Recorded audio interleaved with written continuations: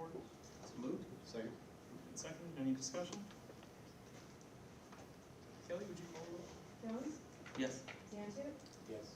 Shiloh, Yes. Pothole, Yes. Evans, Yes. Kratos, Yes. DeVito, Yes. motion carried.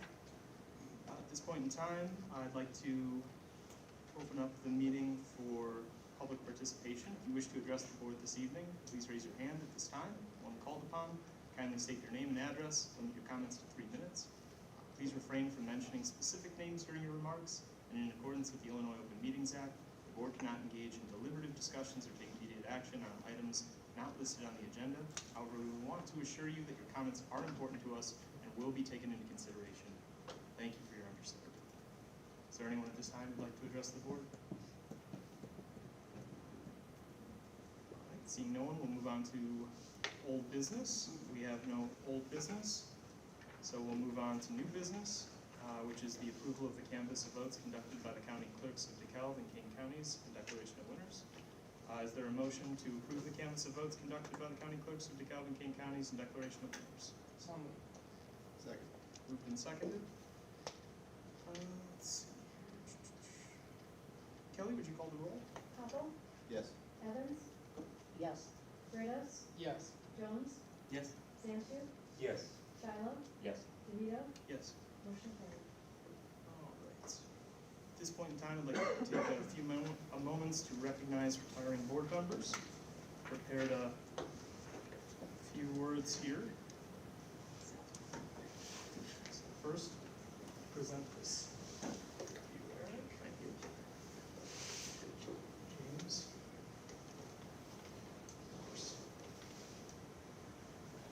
Tonight we honor the service of 2 board members. The first, James Shiloh, took well to the challenges of the board and left an impact that we all appreciate. He demonstrated a commitment to thoughtful participation, concern for student success, and respect for the community. It's no small task to serve as an elected official. It takes time, energy, and bravery. James faced challenges in his time on the board and demonstrated a capability to speak his mind. This made him a powerful representative of the people. Thank you, James, for your service.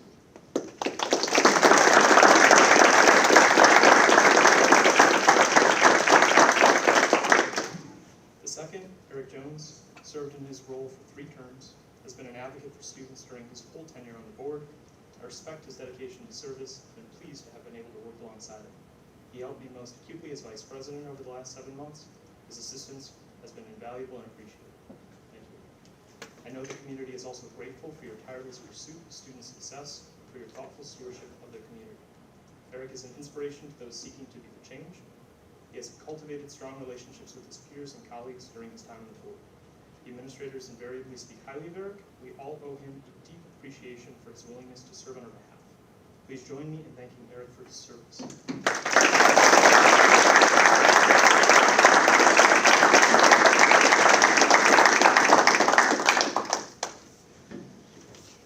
All right, what will be the, any comments? Any other comments before we adjourn?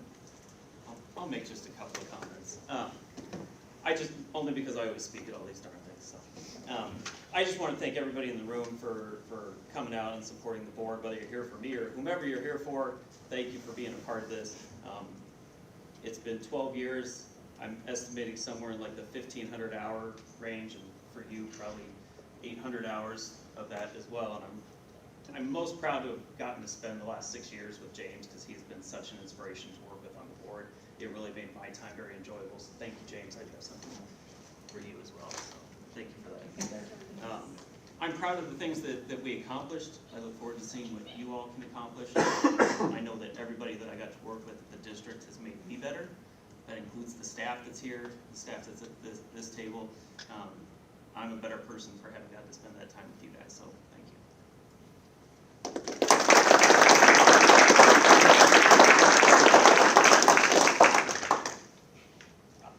I'll just add that, you know, coming into this role, I was appointed midterm with a lot of longevity at the board, and it's not easy to come sit down when everyone knows everything that's going on and you're the person that doesn't.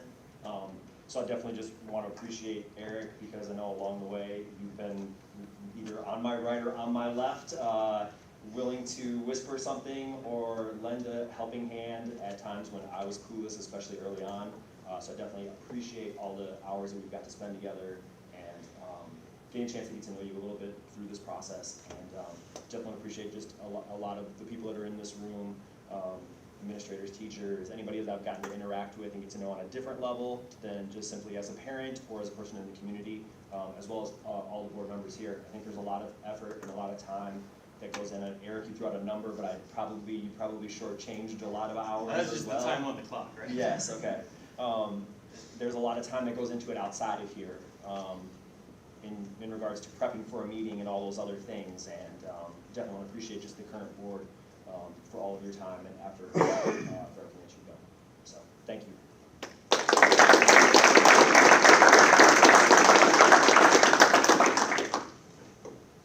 Seeing no further business, I'd like to entertain a motion to adjourn sine die. So moved. Second. Moved in second. All in favor? Aye. All right, the board is adjourned sine die at 7:08 p.m. Thank you.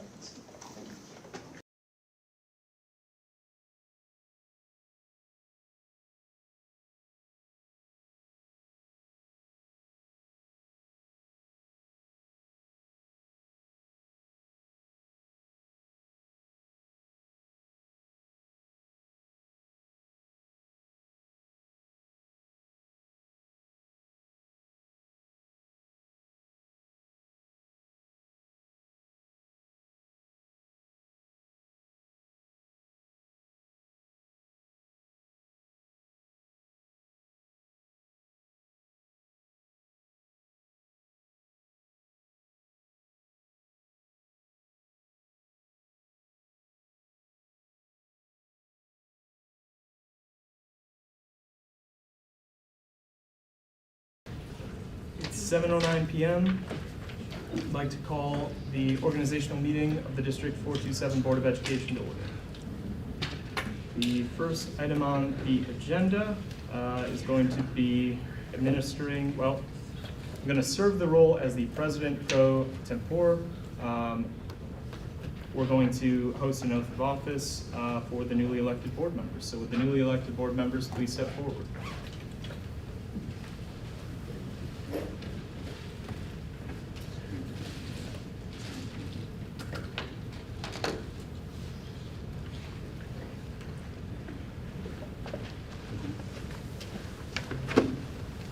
Can we come all the way to the seat or stand here? Yeah, if you want to just stand like right there, guys.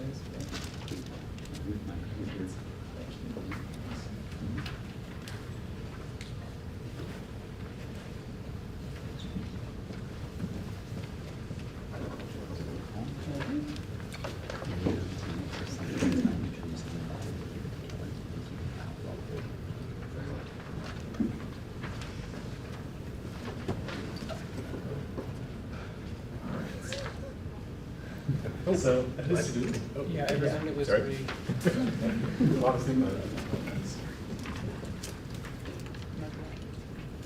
Michael? Yep. You can throw, I think one of us should do.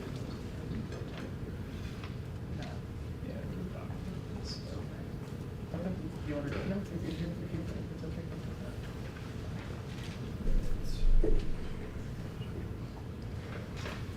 all right, so I'm going to administer the oath of office for you guys, and then I'm going to just administer it for myself as well, okay? So, the board member oath of office, if you would, we'll just recite it, just all in a harmonious fashion, okay? And I'll kick things off, all right? So I, Michael DeVito, do solemnly affirm that I will faithfully discharge the duties of the office of board member of the Board of Education of Sycamore Community Unit School District 427 in accordance with the Constitution of the United States, the Constitution of the State of Illinois, and the laws of the State of Illinois to the best of my ability. I further affirm that I shall respect taxpayer interests by serving as a faithful protector of the school district's assets.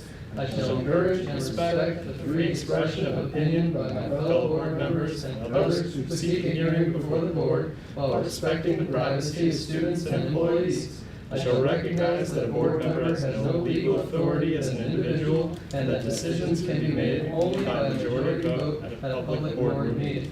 I shall abide by majority decisions of the board while retaining the right to seek changes in such decisions through ethical and constructive channels. As part of the Board of Education, I shall accept the responsibility for my role in the equitable and quality education of every student in the school district. I shall foster the board extensive participation of the community, formulate goals, define outcomes, and set the course for Sycamore Community Unit School District number 427. I shall assist in establishing a structure and an environment designed to ensure all students have the opportunity to attain their maximum potential through a sound organizational framework. I shall strive to ensure a continuous assessment of student achievement and all conditions affecting the education of our children in compliance with state law. I shall serve as education's key advocate on behalf of students in our community schools to advance the vision for Sycamore Community Unit School District number 427. And I shall strive to work together with the district superintendent to lead the school district toward fulfilling the vision the board has created, fostering excellence for every student in the areas of academic skills, knowledge, citizenship, and personal development. And if we can all say that in harmony, we can all work together really well. So great. There's I think probably a nice photo opportunity here. If we want to turn around, I think we got our district photographer here doing some photos. We'll do a quick picture. Any family or friends, welcome. Do like a awkward. Thank you.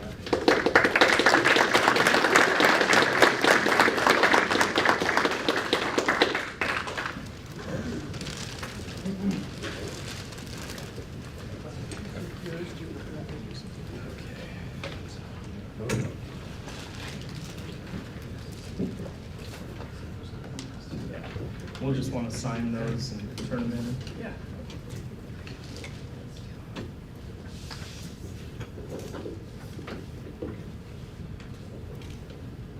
Kelly, would you please call the roll for the newly selected board members? Michael DeVito, Here?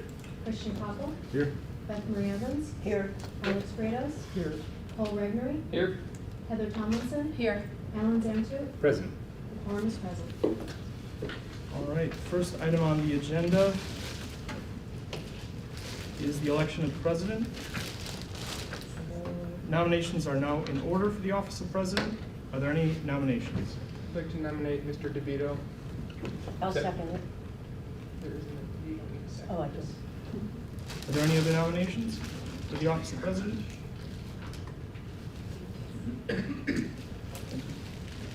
All in favor? Aye. All right, thank you. Nominations are now in order for vice president. I'd like to nominate Christian Koppel. I accept. Are there any other nominations? All in favor? Aye. Congratulations. Thank you, everyone. Nominations are now in order for secretary. I'd like to nominate Alex Brados. Are there any other nominations? All in favor? Aye. Congratulations. Thank you. All right. Now, the next item on the agenda is the establishment of regular meeting dates and places, approval of Board of Education meeting dates. So you guys all should have agendas in front of you. Make sure there was a little highlight on two items, May 27th and March 24th. March 24th for 2025 to 2026 of next year falls on spring break, right? Yeah. And May 27th, is there a conflict for May 27th, or is that one? Okay. Oh, yeah. So the not a conflict on May 27th. There's potential to be able to move to the new building by May 27th. If that materializes, we'll notify the board and we can make that change if we need to. There's a process to follow there. So that's just kind of a highlight. I would suggest that the board set the meeting location here at the middle school until we make that change, whether it's May 27th or June 24th. Okay. And for the March 24th date, do you know what the alternative is? I don't have it in front of me. Typically, we've just moved it up a week, so it would be March 17th. March 17th. So then, is there a motion to approve the Board of Education meeting dates with the amendment to the March 24th date to reflect March 17th? So moved. Second. Been seconded? All in favor? Aye. All right. Got that. Next item on the agenda, audience participation. Is there anyone who would like to address the new board at this time? All right, seeing no one, we'll move on to the next item on the agenda, the superintendent reports. First, so we have building and departmental updates. The memos are included in the board packet, so a lot of good information there. Steve, any other comments on building and departmental updates? No, but if you've read through those and have questions, please let me know. I'd be glad to follow up with principals to get answers. Okay, on to the next item on the agenda, the annual financial presentation. So in a second, I'm going to turn it over to Mrs. Stuckert, who's our Assistant Superintendent for Business Services. For the last couple of years, we've made these presentations with a board subcommittee. So this is the first time that we've done this, with the entire board and in an open session like this at a board meeting. I think it's valuable so that the whole board gets an opportunity to see the presentation all at once and ask questions. But really, the financial piece of operations of the school district is overseen by Mrs. Stuckert. So I'm going to turn it over to her at this time. Yeah. Just one second here. I'm just going to get connected. There you go. This is the Wi-Fi password.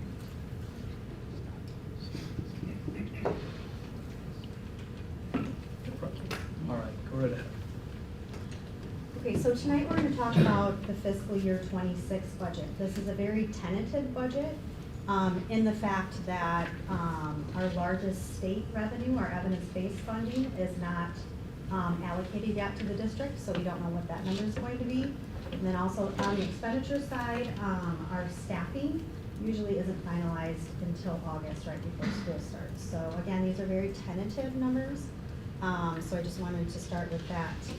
So first we're going to talk about revenue, and we have it split out by the various sources of revenue. So the largest source of revenue that Sycamore receives is our property taxes.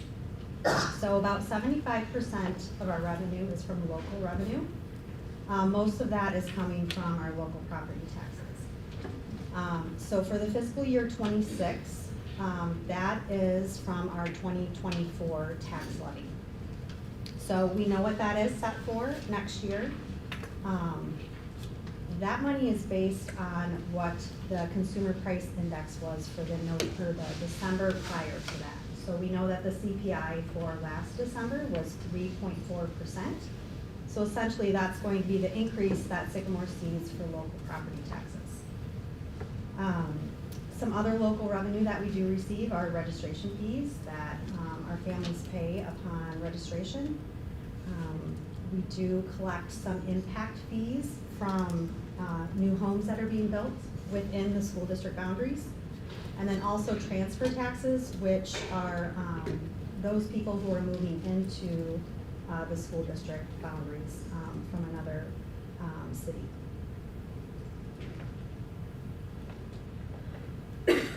So then the next largest revenue that we receive is from the state. And within that, our largest revenue source is our evidence-based funding. That makes up most of the 21%. We're not sure what that number is going to be for next school year yet. We anticipate that we'll get an additional $500,000 from what we received last year, or this current year, I should say. This year we received about $13,500,000. So we're anticipating that to go up to $14 million. We also receive what's called mandated categoricals, or MCATs. Those would be our transportation payments that we receive from the claim prior, the school year prior to that.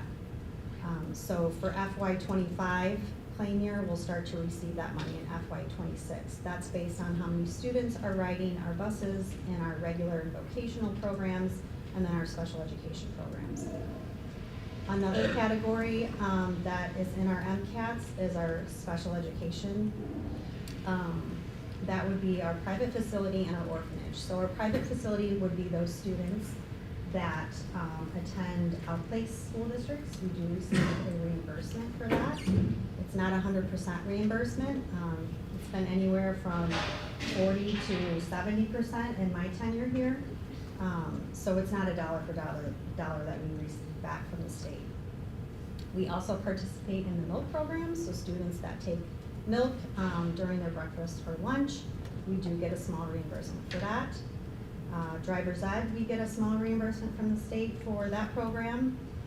And then our agriculture grants, and then our new Lead Preschool for All grant that we received this year and next year. And then the smallest source of revenue that we receive is federal. The majority of that is our special education grants. That is the IDEA flow-through grant, which is about $800,000 a year. And then our IDEA preschool grant, and that's about $8,000 to $10,000 a year. We also receive title funds. We receive Title I, II, IV, and then next year we'll be receiving the 1003A grant. That is for our school that's had a targeted designation, so we'll get some money to help there. We also participate in the National School Lunch Program. So those students who, again, eat breakfast and lunch with us and take the meal components, we get a reimbursement for that.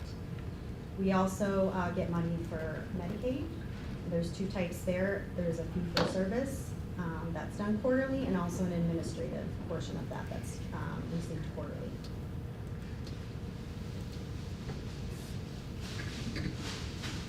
So here are just some charts showing our revenue allocation by fund.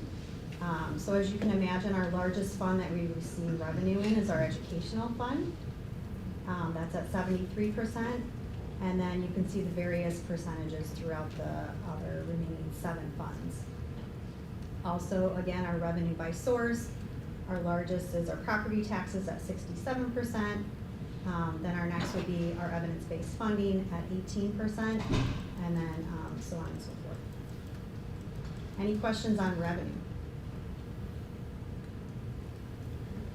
Yeah. On the offsets for say driver's ed and preschool for all, is that like roughly what's the percent on those? Like, I mean, is it different across program or? Driver's ed is a very small Okay. amount. I think we receive about $3,000 to $4,000.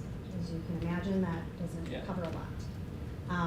The preschool for all grant, Beeb's out in the audience somewhere. I think this year we got about $450,000 in reimbursement. Yeah, around that. We anticipate that same amount for next year. Again, that does not come anywhere close to covering what our costs are for those Minimal programs. percentages. I'm sorry. what? Minimal percentages. Yeah. Thank you. Any other questions on revenue? Is there any like revenue assumptions for the next couple of years that we can expect, or how do you guys tend to lay out revenue assumptions? So again, with our biggest revenue being property taxes, it's really where we're focused. Pretty much everything else we keep flat. So local property taxes, we're looking at what the CPI is going to be every year. We typically, very conservatively, budget for that at 2.5 to 3%. That's historically what it's been when you look over the last 10 years. It's usually around like 2.7%. We had a couple years where it spiked super high after COVID, but it typically falls between 2.5 and 3%. Like the EAV base, do you have any idea what we think it might be? So that's directly related to what your property values are going up. This year, they're going up about 12%, but we know that we can only capture what that CPI is. So you're only going to go up by that 3.4% for CPI, unless you have a lot of new construction that's outside of the formula. So we have about $11 million in new construction for this coming fiscal year. So for every $1 million, we get about $60,000 in revenue. It's not a dollar for dollar of that, but that is outside of that CPI tax cap. Do we have like a 5-year projected revenue somewhere that just kind of lays out what we anticipate? Yeah, so we have a 5-year program that we use that we do all of our calculations in. Yeah. So you would see it probably go up by 3 to 4%. Okay. Yeah. Any other questions? Okay, so for expenditures, again, broke it down by fund. Our education fund is where we spend the majority of our expenditures. And then also just looking at it by object, so we break those out by salary and benefits. That's our largest expenditures. You can see salaries at 59, benefits at 16%. Those are the board paid benefits, so what the board is paying on behalf of the individual. And then going on from there, we have purchase services, supplies, and then capitalized and non-capitalized equipment. So the largest expenditure that we're going to talk about first is personnel. So I'm going to turn it over to Mr. Reinick. Thank you. So when we sit down to talk just about personnel on an annual basis, but also if we can project out a little bit, like pipe dream, if money wasn't an issue, here's some issues that, or here's some positions we think we need or we want. These are the things we factor in. So we look at alignment to district goals. Some of the data we may look at is MAP, and because of what MAP data looks like, what are our current intervention services? What do we need? Do we have what we need? We look at social emotional need and staffing there, and then course offerings. What do we currently offer? What would we like to offer?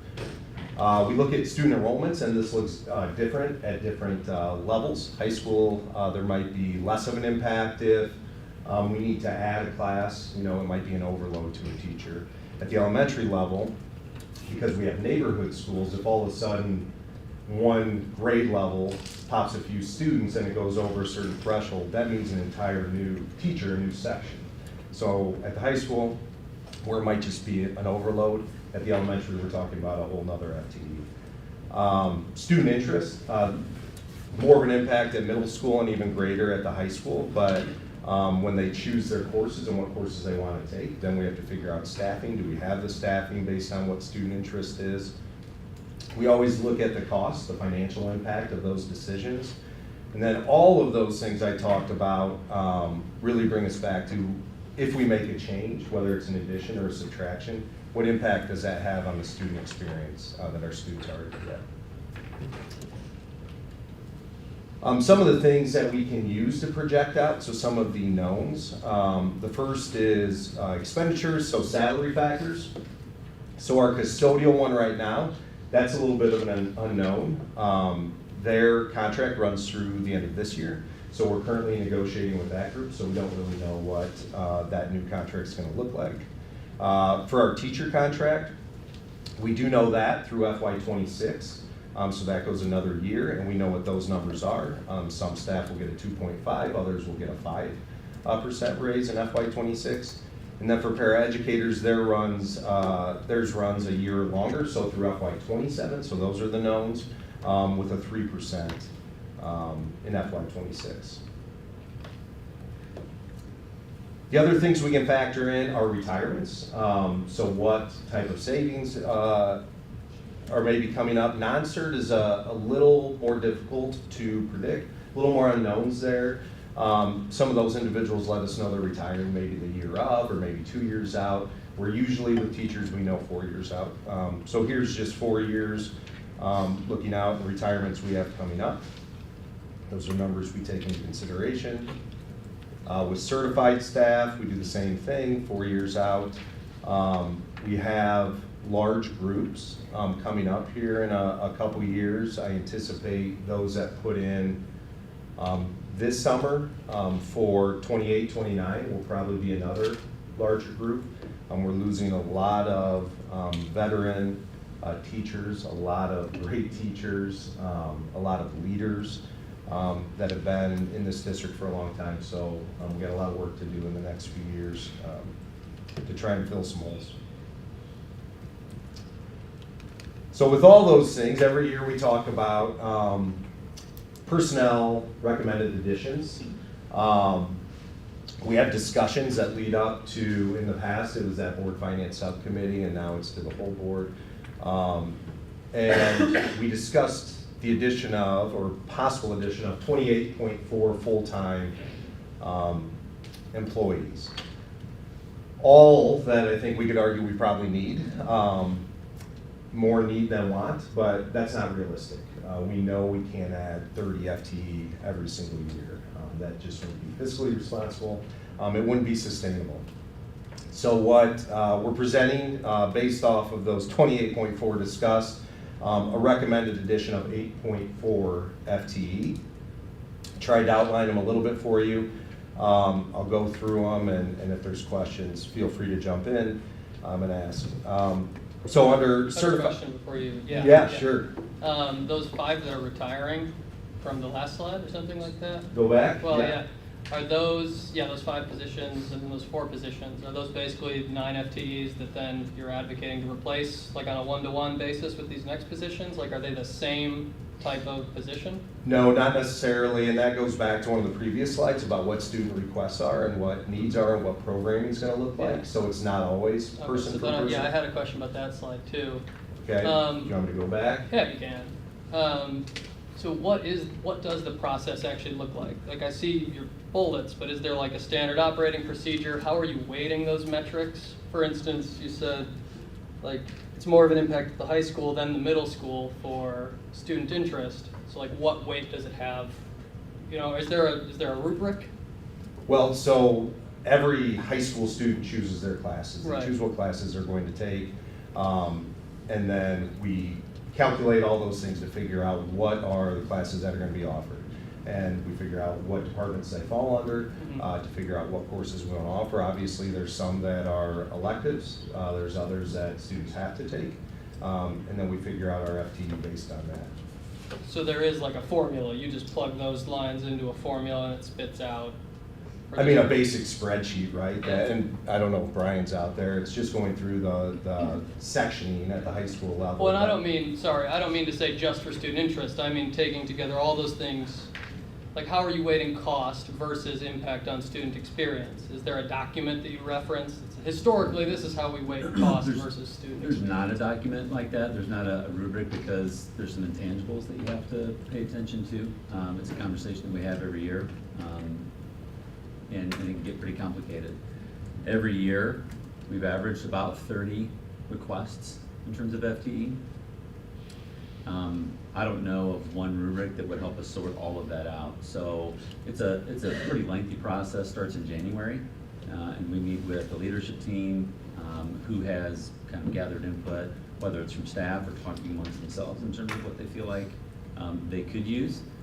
To kind of go back to Nick's point, I think we could argue that there's a need for everything that was requested, but my commitment has always been to live within our means. So what can we afford, and what are the highest priorities?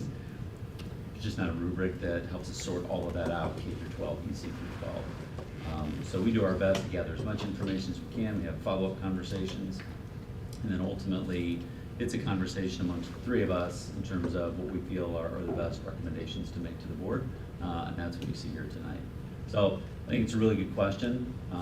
In all my years, I would struggle to be able to put together a rubric with numbers that would spit out a formula, and these are the positions that you need. Again, some of the things that are intangible. One of the things that I'll point out here real quick, and I think Nick may touch on this, of those positions, the lead teacher, speech language, cable, lead paraeducator, ELL paraeducator, those are all directly related to student services that are required under either federal law for special education or the English language programming. So some of our conversation always starts, I should say, with what do we have to do, what are we required to do? So multiple positions on that list are things that we have to do because of being able to manage caseloads, increases in special education eligibility among students.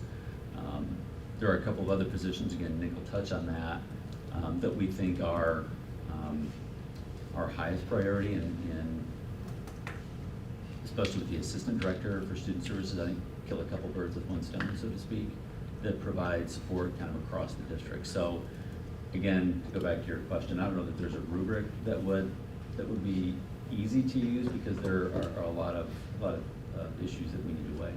Sure, I guess I wouldn't think there'd be a one-size-fits-all rubric, but you've got 5 elementary schools, they have some with higher levels of low income, some without, so I didn't know, you might think, how are you allocating the FTEs or the dollars based on, say, the low income or not? Like, it makes sense to have, I just didn't know, you could have a formula for that or Yeah. something. I don't need to get hung up here, but. Yeah, I think it's a really good point, a really good question. Things like low income do vary among schools, and some schools get additional funding that other schools don't to support that.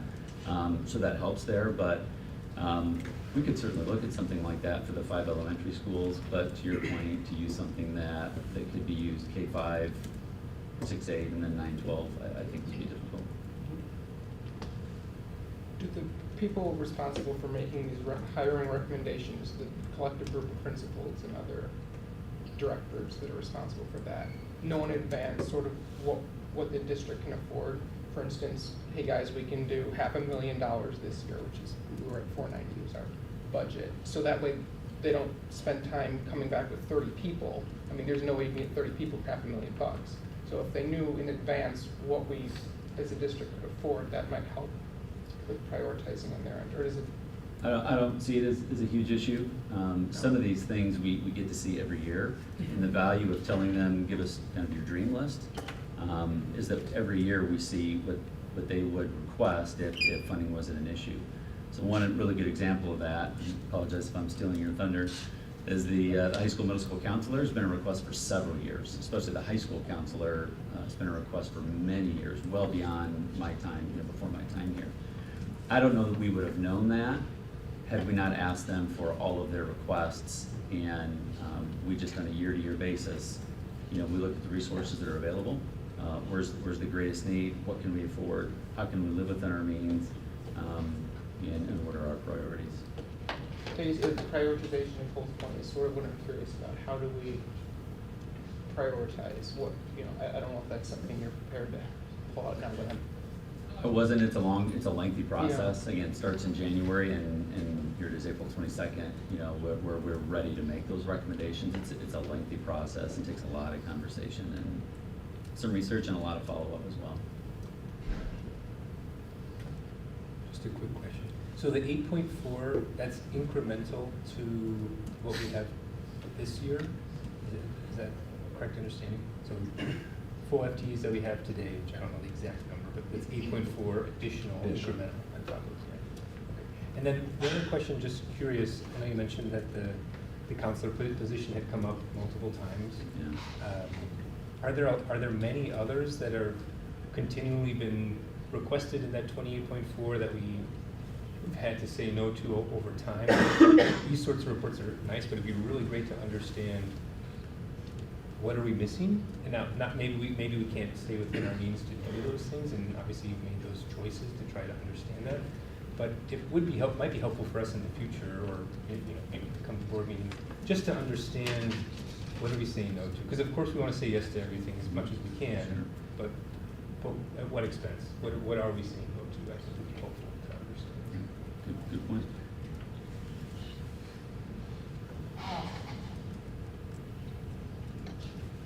I think just kind of echoing some of the sentiment, the prioritization process, I think as we were going through the goal setting process was a challenge, and I think really is a challenge for this board, because a big part of the board setting goals and setting district priorities is having the context.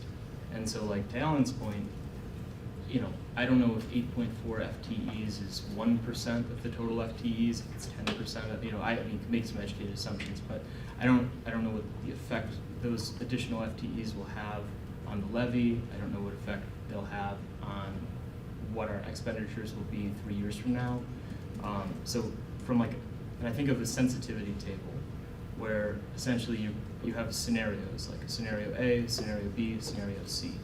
And if we have FTE in a particular category, that maps out over 5 years and has this effect on our expenditures. And again, stepping on Alan's point a little more, every additional FTE we can only assume comes at a cost of other FTEs, and knowing that there's 30 that are being asked for and 8 are kind of rising to the surface, having some more insight into the process that led to those 8 makes it more defensible to the community, because then we can go and say, this is why we have these 8.4 FTE, this is why we chose this particular group, this is how we're making sure that it maps to this district goal.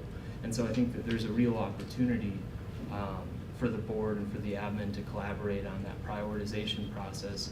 Do you have an idea of, especially again, since we're in the midst of goal setting, how our goal setting can overlap with the prioritization process, specifically with personnel recommended additions? Is there a bridge where you'd say, oh, if the district or if the board said this goal, it would really empower us to be able to support these personnel? Because it was on one of the slides for like priorities was mapped to district goals, right? And so I guess it's just helpful feedback. Do you see any particular goal that the board should focus on that would help this? One of the things that came up at goal setting the other night, everybody, was there, was that if the board prioritized a specific program, and I think the example was if we want to expand early childhood. If we knew that, the leadership team knew that the board wanted to, and whatever it is, I'm just using early childhood as an example, right?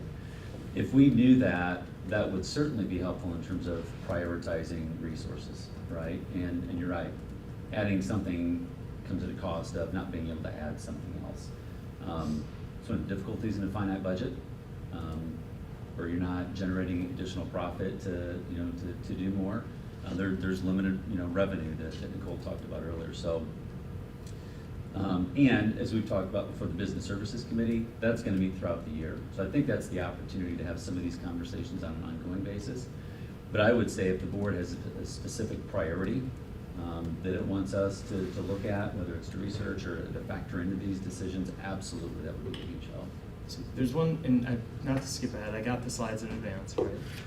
But the last slide talks about our ending fund balance, and where our ending fund balance is projected at 26%. I know that like our board policy says 25% is the bottom, 50% is what healthy looks like. I think it's 412. Maybe it's a reach. Last year I think we were at 27%. The year before we were at 30% projected ending fund balance. I think there was a 3% disparity between projected and actual. I mean, 26% is like a hair above. That's really, really close.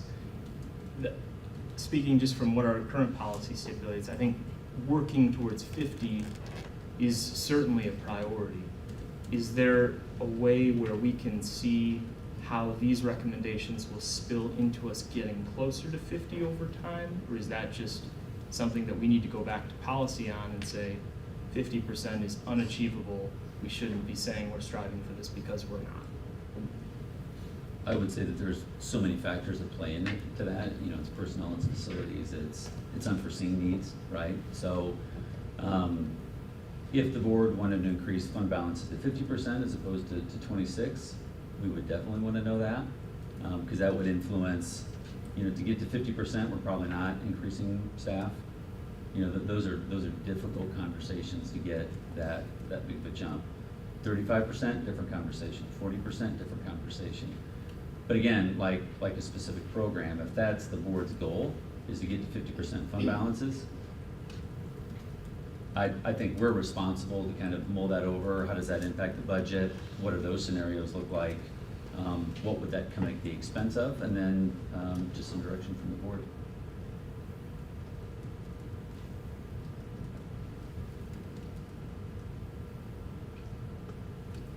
Good. So, I think we'll go over that at our next. We can come back with some priorities. Tall bill to fill. Yeah, right? it's on the list.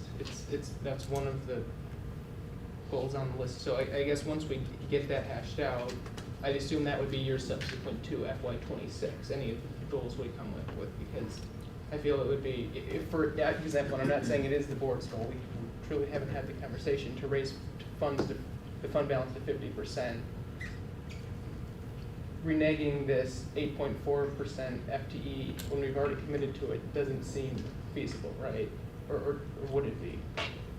Or would the goals we're working now just be for years in the future, like FY27 and beyond? That's how I thought it was gonna be, but I guess I'm just curious what you all think. That was my understanding. Yeah. Is that the goal-setting process that the board is going through right now was for, yeah, obviously, some of those goals are gonna apply to FY '26, but Yeah. one of the things that was discussed was a 5-year financial plan. That goes out to, off my head, FY '29, right? So, now, as Nicole said, even though it's not part of this slide deck, you know, we're making projections a couple years out. 2-3 years out, you know, fairly solid ground. Get to 4 or 5 years out, and there are so many unknowns, you know, that starts to impact projections that you can make. Still worth going at least 5 years, I think. But we do that already. We just didn't necessarily report that in the presentation tonight. I guess what I mean, it would be helpful to get some guidance from us if it's, okay, if by 2030, we need XYZ personnel for XYZ project that the board collectively has decided it's a goal. Absolutely. I think giving you that, Yeah. it would be more for long-term planning though, not short-term, is how I interpreted these goals. Sometime within that 5-year Yeah. plan, whatever it is, yeah, very helpful.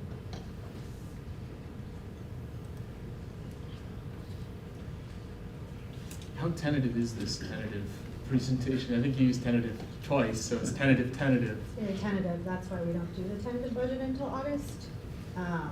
Because these numbers, like the state can come back and say, hey, we're not giving you any evidence-based funding, and that would be $14 million of our budget. So, it's very tentative. And I don't see that kind of cliff coming. Some of you may remember that not too many years ago, the state just quit sending money to schools in about February. I think that So- underscores the fund balance conversation. So, and it was a financial issue, right? It's a state budget issue. State budget's not as positive as this year as it's been in years past. So while we're hearing a commitment to additional, you know, an additional $350 million in ABF funding, until that budget's passed in May, you know, we don't want to necessarily guarantee that. And then there are some other issues that may come up over the summer. Changes in staffing or personnel can impact that, but yeah, that's why it's tentative now. Is that typically when it gets firmed up, on the revenue side, after the May, after Yeah. the state passes? Yeah, and they'll send us allocations of what we're gonna receive for the EDF and then for our daily categories too.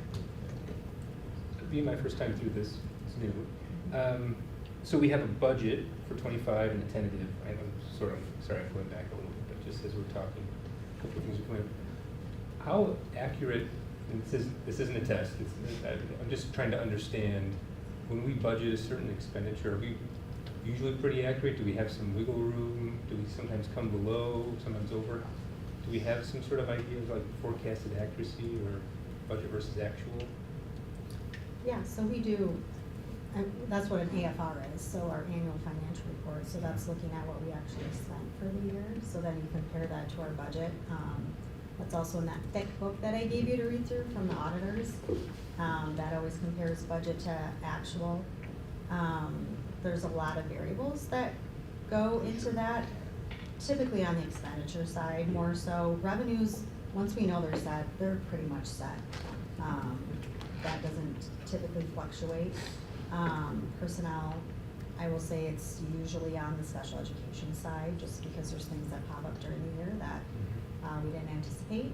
We do always budget for contingency also, usually around $300,000. Some years, we go right through that money. So it can vary. From like Oh, go ahead. the budgeted actual, like I was looking at the CAFR for like transportation. Mhm. And I think last year we were budgeting, I think it was like somewhere in, correct me if I'm wrong, but there was like $1 million disparity between the budget and the actual. Does that happen a lot in certain funds, or is it? I'm not certain on what the variable It's was. like 2.3, and the actual ended up being, I think less. The actual ended up being less from what the budgeted amount was, which was Okay. promising. I will say the transportation fund does have a large fund balance in it. So we actually have been trying to spend that money. back down. So we've been trying to get our fleet back up, to where it was 6 years ago. But no, typically I wouldn't say a variable like that is typical.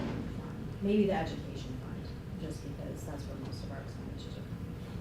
Do we do, and I don't think we've done an interfund transfer in a long time, but do you see, aside from into capital expenditures? No, there's actually case law out there for doing interfund transfers from like the transportation fund to the education fund, because that money is levied. Or to capital, just any fund for them? Well, we've moved money from the O&M fund to the capital projects fund. That was the bond sale that we did. So that was specifically for working cash fund bonds to fund capital projects. There are interfund transfers that you can do from fund to fund, like transportation to ed. But like I said, there's case law out there that goes against that, because that money was specifically levied to be spent in that fund on those resources. So you can't push all this money into transportation and just really move it to education fund to spend it on other things, and vice versa. And does like our revenue levy for this upcoming year kind of reflect some of those concerns to avoid accruing like a large balance again and kind of strapping us? So we've actually been trying to push more money into the education fund, because that fund typically does have a deficit in it every year. Well, I mean, capital, I was just looking at it, and it was like, I think the allocation for the capital fund is like. Capital fund, we don't levy for. And I'm jumping ahead to the next, we'll get to those slides, sorry, but the 500,000 allocation, that was. Oh, for the O&M fund? Yeah, for O&M, is that, and I know that that's usually pretty low. So that money, we received $20 million in bonds in the working cash fund, and then we transfer that all into O&M, and then you have to transfer it from there into the capital projects fund. So we will see a deficit as we spend that money down. We still have about $600,000 left of that bond proceed. So you're gonna see a deficit, because you're not getting all that revenue in each year. It came in 2021, we've been spending it down over the last few years. And there's some debt service, there's some bonds coming up, I think in the next couple of years. I think one's like $3 million or $4 million bonds coming up in the next couple of years. And that'll free up some available, leviable debt or something to that effect. Yes, the debt service fund is a different fund. So that is, yes, just the debt that the district owes. So we levy for what the district owes on those bonds. Is there, and again, I'm thinking about like in 2027, I think there's a note for like 3.2 million that's gonna fall off of our debt service. And I know the PMA is coming in, finance company is gonna give us their whole spiel in a couple of weeks. I assume this will come up then, but for some of these like revenue and expense projections, do you guys have a sort of idea of how that debt may affect that 5-year tentative plan that you have for financial forecasting? Yes, that always plays into it, but debt service, you have to remember, is completely separate from all of our operational funds. So that money is specific to spend on capital improvement projects. You levy for what you owe, so you're never gonna like garner more revenue in that fund or anything like that. So funding like O&M more than $500,000 wouldn't be wise if we knew and had the foresight that 3 years from now we were probably going to be issuing more debt for O&M. Correct. Okay. Yes. So it's probably reasonable. Then the $500,000 is probably reasonable. Again, it's hard to tell without like having a 5-year lookout and like, hey, this is the third eye that is going, hey, we anticipate this, so the $500,000 may right now to us look like it's underfunded and maybe like, oh, we really need more, but in reality, there's in just 2 short years going to be. Yeah, if we're able to issue another bond to pay for that, yes, we could do that once that debt falls off. Yeah. All right, so that's a nice option. Mm-hmm. So when is the levy per fund, once it's reduced, can you raise it back up? So for example, 1 year hypothetically want to levy nothing for transportation. In a hypothetical scenario, could we ever levy it again? Mm-hmm. Okay, so you can adjust it every year. It's not like the big levy where if you under levy, you're never getting that increment back. Well, I think there's two different things. Are you Yeah, talking I'm talking about two like, different things, so, yeah. like not levying the full amount, because I would never suggest that. No. Okay. But it's not like that, is what I'm saying. No. It's not the same. Okay, good. Yeah, if we want to move more money into the education fund levy, we can do that. And then next year, if we need more money in the transportation fund, we can do that. Okay. Yeah, as long as it all falls within our tax cap. Yeah. Yeah. It's not, we can only ask for the amount that we can ask for. It's not, we can't just ask for this, certain number that we wish for. It's all dependent on what that tax cap is. Yeah.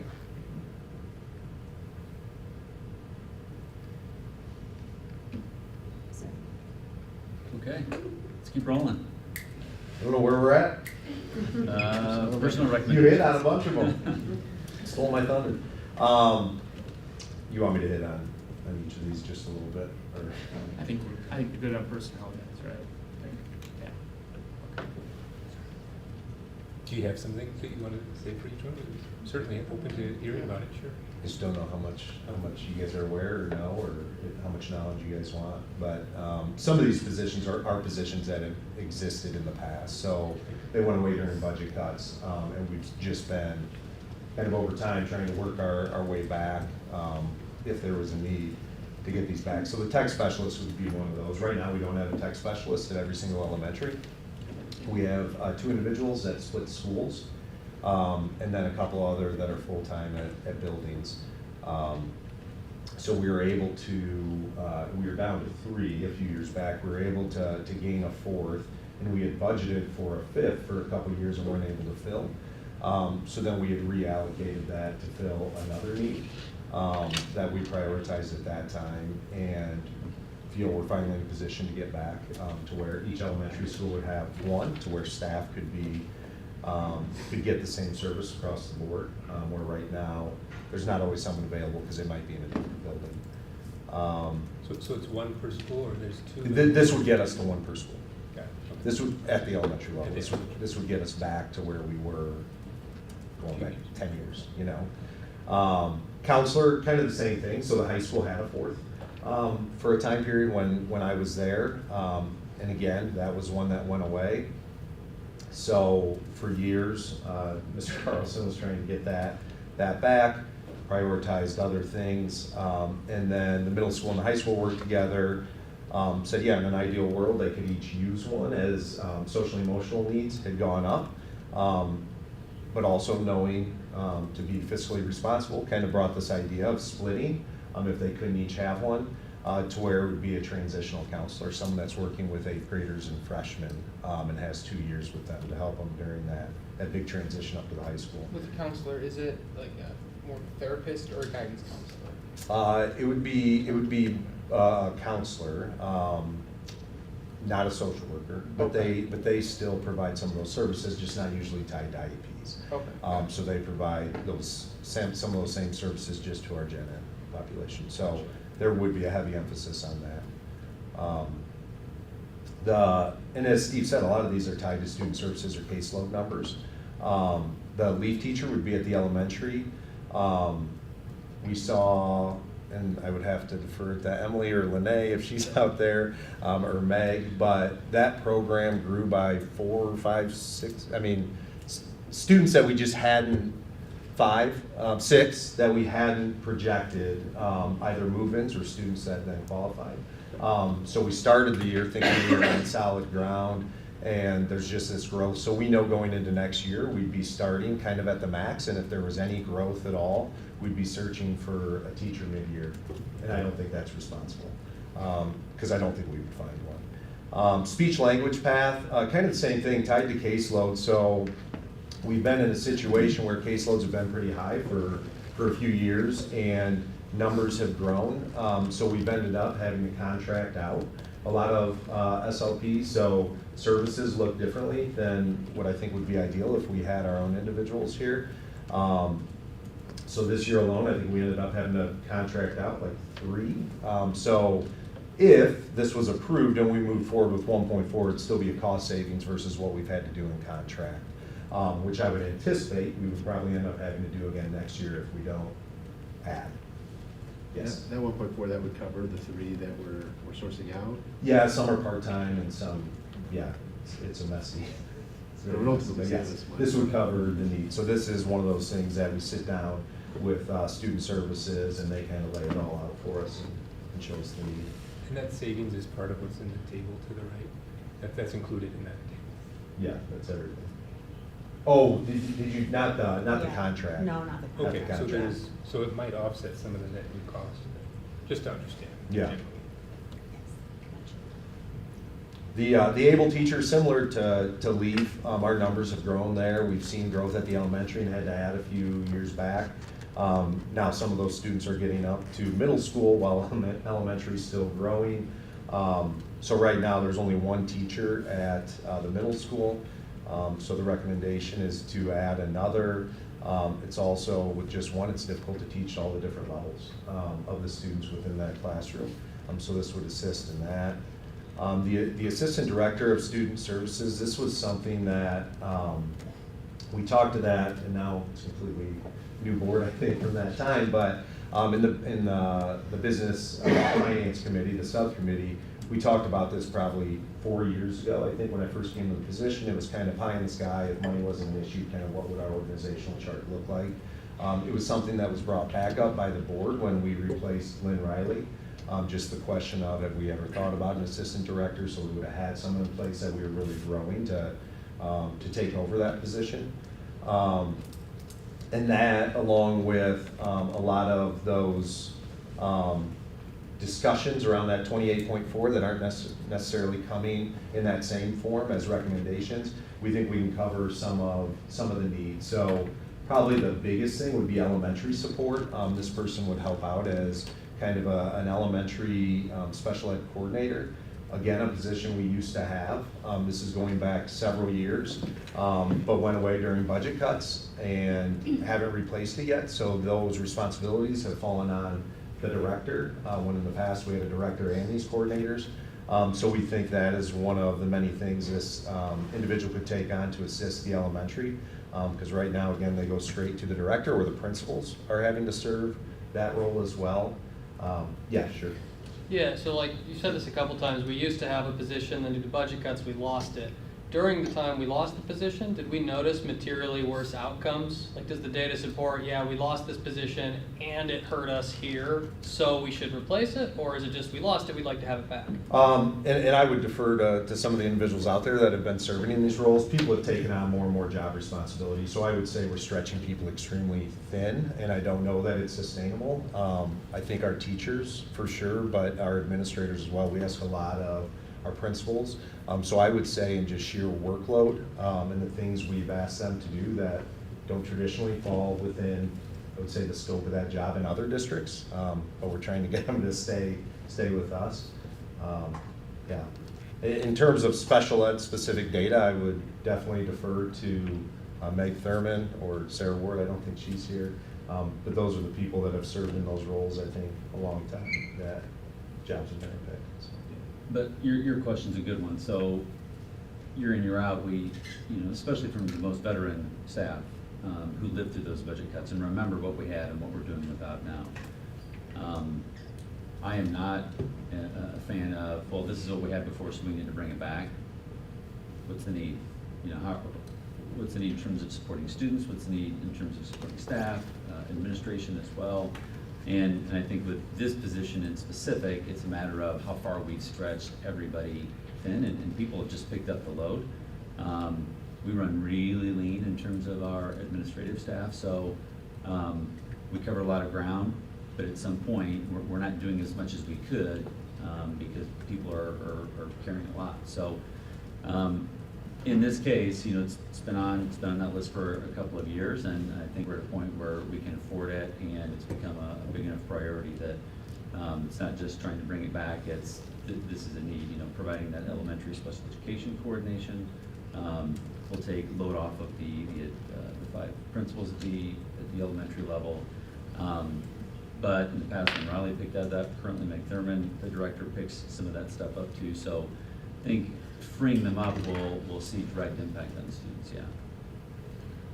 I would say there's plenty that have been asked for that we used to have that we've said no to as well. So everything hasn't been brought back, and we haven't recommended everything be brought back.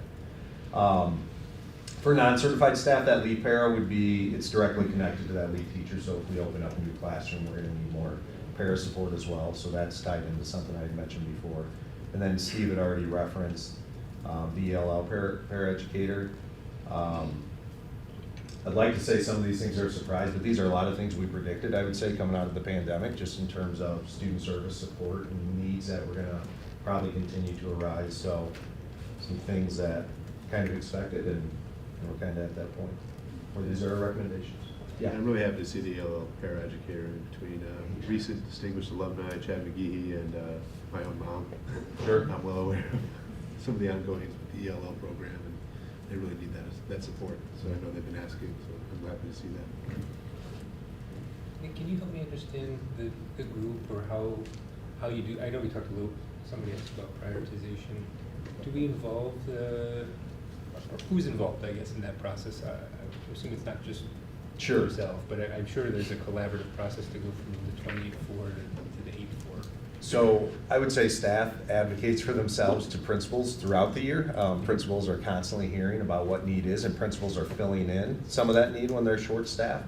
So I think they see firsthand. But then around budget time, we bring the entire leadership team in and have a discussion. And that's the principals and or who? Yeah, and directors, principals, directors, assistant principals, everybody comes in and we have a discussion. That was something that used to be, I would say, isolated. Like we would meet with North Grove, and North Grove would tell us what they want. We decided to take more of a team approach. So North Grove might hear from West, and then they were about to ask for something and realize, you know what, that needs greater. So it's become a lot more collaborative, I would say, and a team approach.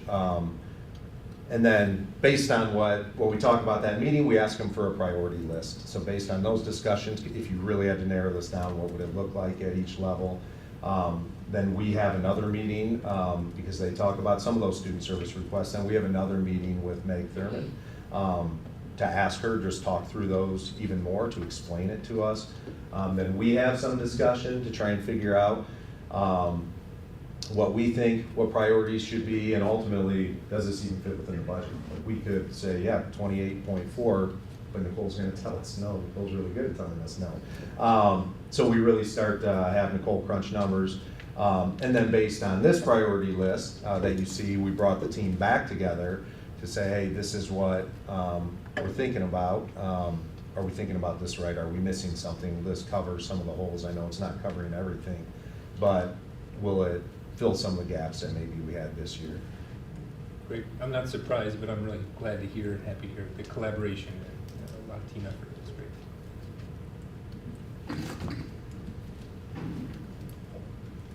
Okay, back to budget. Okay. Okay, so the next largest piece of the budget is the board paid benefits. So that's around $11 million. That number has grown over the last few years. It's directly related to how many staff that we have also. So currently, for each individual, they pay into a retirement fund. So on the certified side, it's TRS. And then on the non-certified side, it's IMRF. Certified also pays into Medicare. Non-certified pays into Medicare and Social Security. So there are obligations as an employer on percentages that we are required to pay. For TRS, you can see the percentages there. Also, for the teacher's contract, the district also picks up the employee portion also, so we pay 100% TRS costs for our certified staff.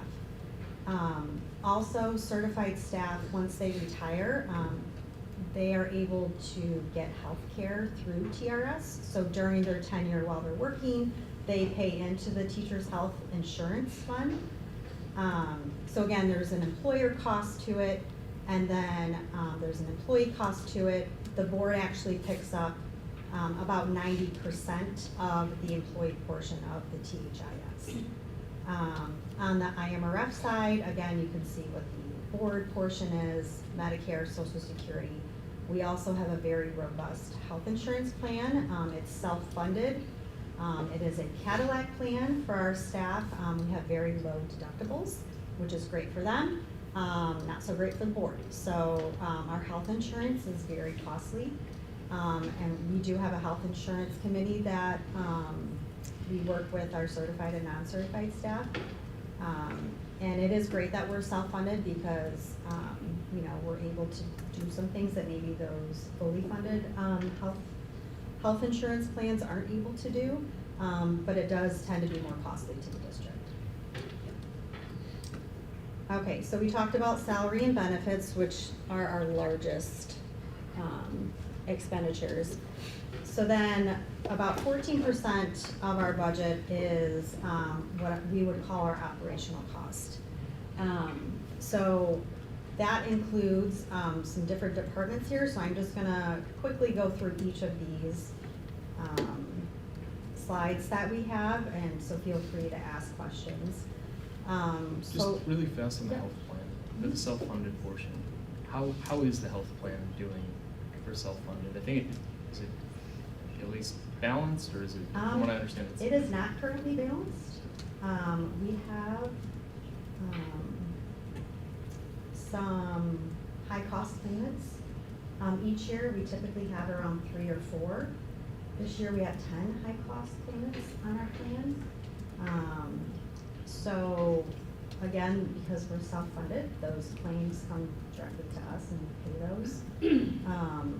So, we do partner with a stop-loss carrier. So once claims hit a certain threshold, we're at $150,000, the district is reimbursed for that. But there's a lot of claimants that don't really technically get to that 150, so the district's just paying out. We also have some individuals that don't meet the criteria for that high cost stop loss. So they actually have a higher cost. So instead of the 150, there might be an individual that has to hit 400,000 before the stop loss carrier starts to reimburse us for it. So we have seen our claims go up quite significantly in the last 2-3 years. That deficit balance, which I think it's right now at 1.1 million, Mm-hmm. where does the money come from when we run a deficit? Like, is it come from the ed fund? Yeah. Or, Yeah. okay. And Yeah. who, and as I imagine, there's an actuary who sets the rate based on that loss. Do we expect that there will be a big change to next year's health? Like with our stop loss. Right. With your So insurance. when we go out to renewal, they do look at what our high cost claimants are, what our claims have been. Typically, our renewal's been coming in around 8 to 15% increases. So we do get dinged for that. We also get dinged for having a Cadillac plan, because those deductibles are so low. It's just unheard of, really, anywhere. So we do get dinged for that, so our renewal does typically come in a little higher. And just speaking from some experience, because when my wife worked for the school district, she was on the HSA plan. Yep. Because it made a lot of sense Yep. to be on the HSA plan for us. Yep. And like in our example, every year we would get a contribution to our HSA account that could later be converted into retirement money, whatever, right? It's treated as, because the HSA account's a retirement account. If we would have taken the Cadillac plan, when I did the out-of-pocket runs, worst case scenario, when she had our son, Charlie, she maxed her out-of-pocket. We still were better off on the HSA plan than we would have been on the Cadillac plan. What I'm trying to understand is why anyone would want to be on the Cadillac plan. Is there something I'm missing? If the out-of-pocket maximum is lower with the HSA plan, if you are super sick, and if you're not, you get to keep the money that's contributed to the HSA account. Is there some piece, and we're also running at $1 million+ deficit in the fund that comes straight out of the ed fund, which potentially over a 5-year run could mean shortfalls to additional FTE in that. It could affect our negotiations. Why? I can't answer that for you. So we did implement the high deductible plan. What's the participation look like on that? So we did negotiate with our staff that any new individual coming to the district that is just single, so doesn't have a family with them, they have to automatically go on a high deductible plan. in order to save the district some money. And really for those individuals that don't really utilize the health plan, like you said, they get a contribution from the district. They're able to use that money to offset other medical costs, or it just goes into a savings account and that builds up year after year. But that's something that's. And with ACA, the Affordable Care Act, we pay a penalty by offering a Cadillac plan. Is this right? Am I understanding that correctly? We do. Which just goes to the federal government, Mhm. to the powers that be. Do we know about what that penalty is? It's a percentage of the total cost of I the don't know offerings, that right? off the top of my head, yeah. Is there, sorry, Go ahead. again, I work in group health insurance. So when you see stuff like this, it just begs so many questions. I hope that, because like you mentioned, when we have new staff, they come, they're on the high deductible plan. But again, you run the numbers on it, high deductible, low deductible, you're always better on the high deductible. Am I I don't know that the care is the same, it's the same network. So is there something else that's driving incentive to the low deductible plan? Is it just a misunderstanding? Because it's, from what I understand, I don't know if there's a trend that we can map out, the amount of cost, because I'm almost wondering if the board would be remiss if they didn't take that savings and then increase the HSA contribution. It's like, it shouldn't, it could just, everyone could win. That was the purpose behind it, when we did that as part of the negotiations. But the way the contracts are right now, the family plans are still on that low deductible plan. Are we gonna bid that renewal, you think, for a different stop loss carrier? Is that possible, or because I know we're stuck with these captives? Yep, we do every year, we bid out our stop loss. This is with carrier. Gallagher right now, right? The stop loss is with Sun Life. Something like, but Gallagher's the administrator, the Yeah. third party, okay. Yeah. I know, okay, all right, that's interesting, thank you, sorry, got a little specific. So is all of this tied to the current SEA contract? So we're locked in at least through FY '26, but then Yes. it's on the table for, Yep. yeah, gotcha. Okay, so O&M, Operations and Maintenance Fund. These dollars are allocated specifically for our buildings. So again, we have to balance what we can afford without deficit spending, because we know that's important to us. So we allocate about $500,000 every year in capital improvement projects. I work with our Director of Building and Grounds. We have a 5-year internal plan that we use. And then we also have a facility plan that we work with our architects on. And then we also have a 10-year health life safety plan that we're required to have for the state. Again, that's done every 10 years for each building. So they all coincide with each other, but the lists are a little different. So Scott, our Director of Building and Grounds, he works with each of our buildings on what their priorities are in their building. And again, we have to sit down and kind of walk through what we can afford and what we prioritize from the district level too. So these are just some examples of the capital improvement projects that are on the docket for next school year. Some of these will actually start this summer as we transition into July 1st.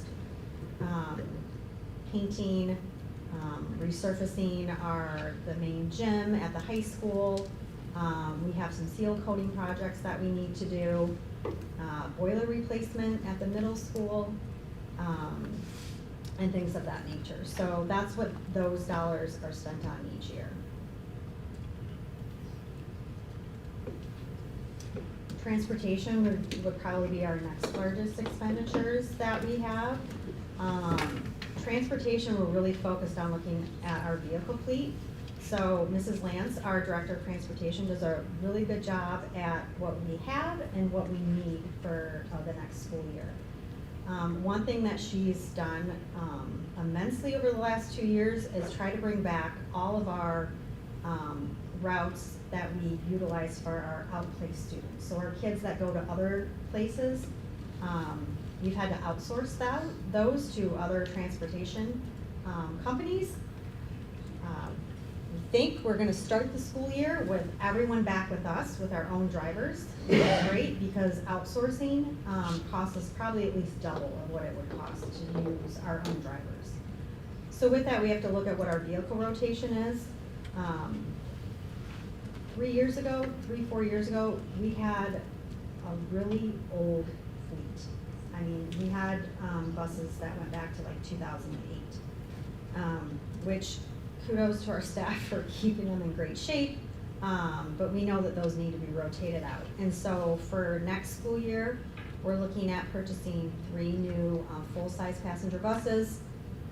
We need to get a new van, again, to help with our outplaced students. And then looking at either getting a minibus that can work for our wheelchair kiddos, or then just getting another mini yellow bus. So those are the vehicles that we'd like to purchase for next school year. Oh, go ahead. The Honda Odyssey, I mean, is that something that we're looking specifically at, like a Honda Odyssey?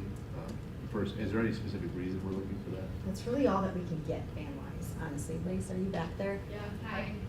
We have Dodge Caravans right now, they don't make them anymore. Our outplacements, some of them, we go to Trinity Park. They're backing up almost 200 miles every couple days.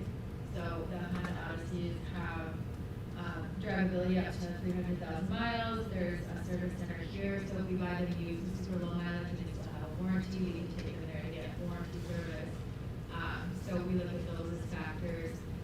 Space-wise, they are able to fit. We have one group that's in the Odyssey we bought last year. There's 6 kids in there, and it accommodates them with space, 6 adult-sized students. So it allows for more flexible transportation. So we're not sending full-size buses down 80 unnecessarily.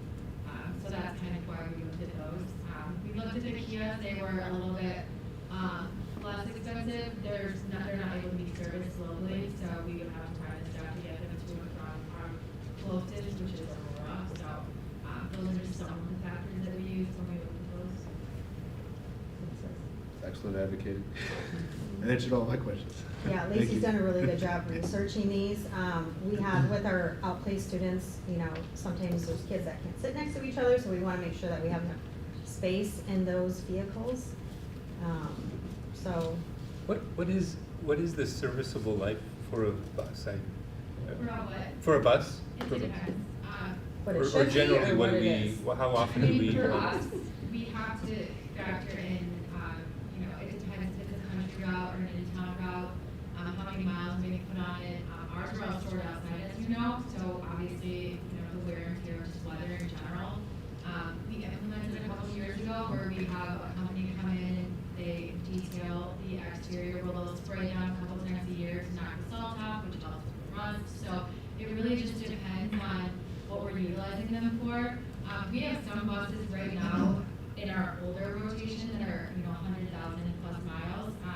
The preventative maintenance on them is happening every day. You know, every year we work on that. We have 2 mechanics now, which we did not have in the past. So to have that, then, you know, the oil changes are being done regularly, parts are being changed appropriately, that kind of stuff. So our oldest buses are in that 10-year range. We have about 7 to 8 that are in that 10-year range. So, you know, we're trying to cycle them out. But if we can do the preventative maintenance that we need to, which we have been able to do with the increase in fleet, so, you know, we can spread things out.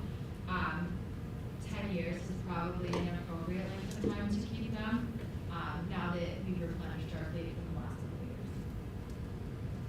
So we're getting kind of back to a schedule where we're replacing a certain number each year or every other year, or maybe. We do about 3 to 4, depending on the year.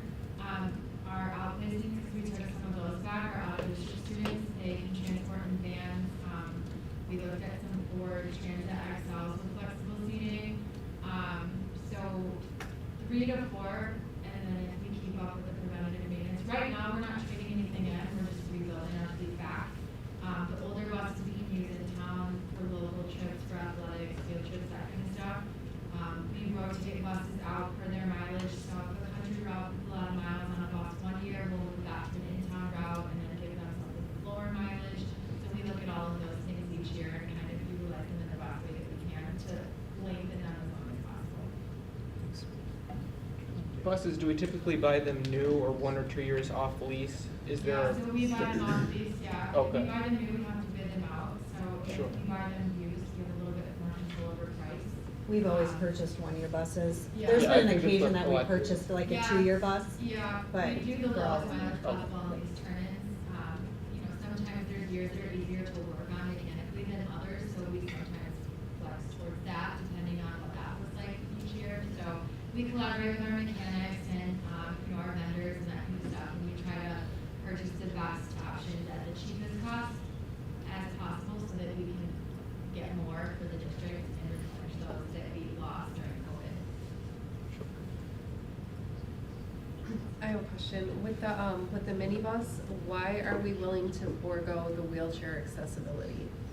It's not a forego, so the wheelchair minibuses are super hard to come by, especially used. And they're, the new ones are around $124,000 to buy brand new. So, what we have seen from a trend perspective is that most people are hanging on to those until the mileage doesn't make sense to purchase for us. We have a couple students in district who utilize the wheelchair buses, but most of them are out of district, which means if we buy something with 100,000 miles, we're going to exceed its life quicker. So we have to be pretty specific about that. Right now, we have enough wheelchair buses to function in the district. If one goes down, we have alternate solutions that we can do. We kind of ran on that business model for now. It's really just finding the right fit. They're just hard to come by. We have some of our students that are aging out that need here shortly, so it's really just kind of looking at that trajectory and trying to figure out what is most cost effective. The mini buses are utilized mostly for out-of-district students if they exceed what the van can hold. So sometimes, you know, if we are functioning, you know, the way that we need to, and all of our wheelchair students' needs are being met, we'll sometimes buy alternate mini because it's more flexible. It really just depends on the year and what students we have ready. Just a quick question for, I guess, Lacey and Michael. Hi. So, number of students transported in 23 is 2,500, 22, 1629, so it kind of makes sense, like post-COVID. 2024, though, is down to 1,508 students. I think is the lowest in 10 years. Number of transportation staff, that same changeover was 30 to 37. Is there a reason why there's a drop in students transported? Such a huge drop from 23 to 24? Logistics, location, trends, and grade levels. I mean, if they fall outside of that mileage requirement, then they become walkers or high school kids get their driver's license. It really just depends on the year. And that's almost a 50% drop in students transported in a single Yeah, some year. of that data was pre-me, so I don't. Well, this is just 23 to 24. Like literally 23 was 2,500 students and then 24 was 1,508. Do we know what 25's trending to be? Like when did those numbers come in for, I assume they have to sign up to be on a bus route or something like that. Where do they get that data? Part of registration. Yeah, it's part of and- registration. I don't have those numbers yet. Okay. We did we changed transportation a little bit too for capacity reasons, so if we see a trend, a lot of what we've seen is students will sign up for the bus and they'll never ride. And so those numbers affect capacity where it looks like we have X amount of students riding on the bus, but they don't actually ride. So to keep our numbers as accurate as possible, we started making phone calls, reaching out to parents more frequently. Hi, you put your kids on the bus, are they actually riding? So that has affected some of the data as well. Previously, they would put them on the bus, we would never reach back out.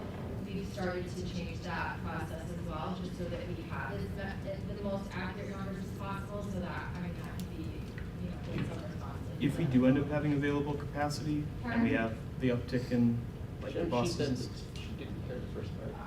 Oh, sorry. If we do have the available capacity, like in the case of 2024, we're 50% down in number Yeah. of students transported. Do we have the ability to lease out to other neighboring districts who may have shortages and need assistance, and can we charge them per mile and generate additional revenue? They've never asked us to do that. What's that? I'm sorry. We've never nobody's ever asked us to help facilitate those things. But our capacity is kind of a loose number. The bus can fit 71 passengers.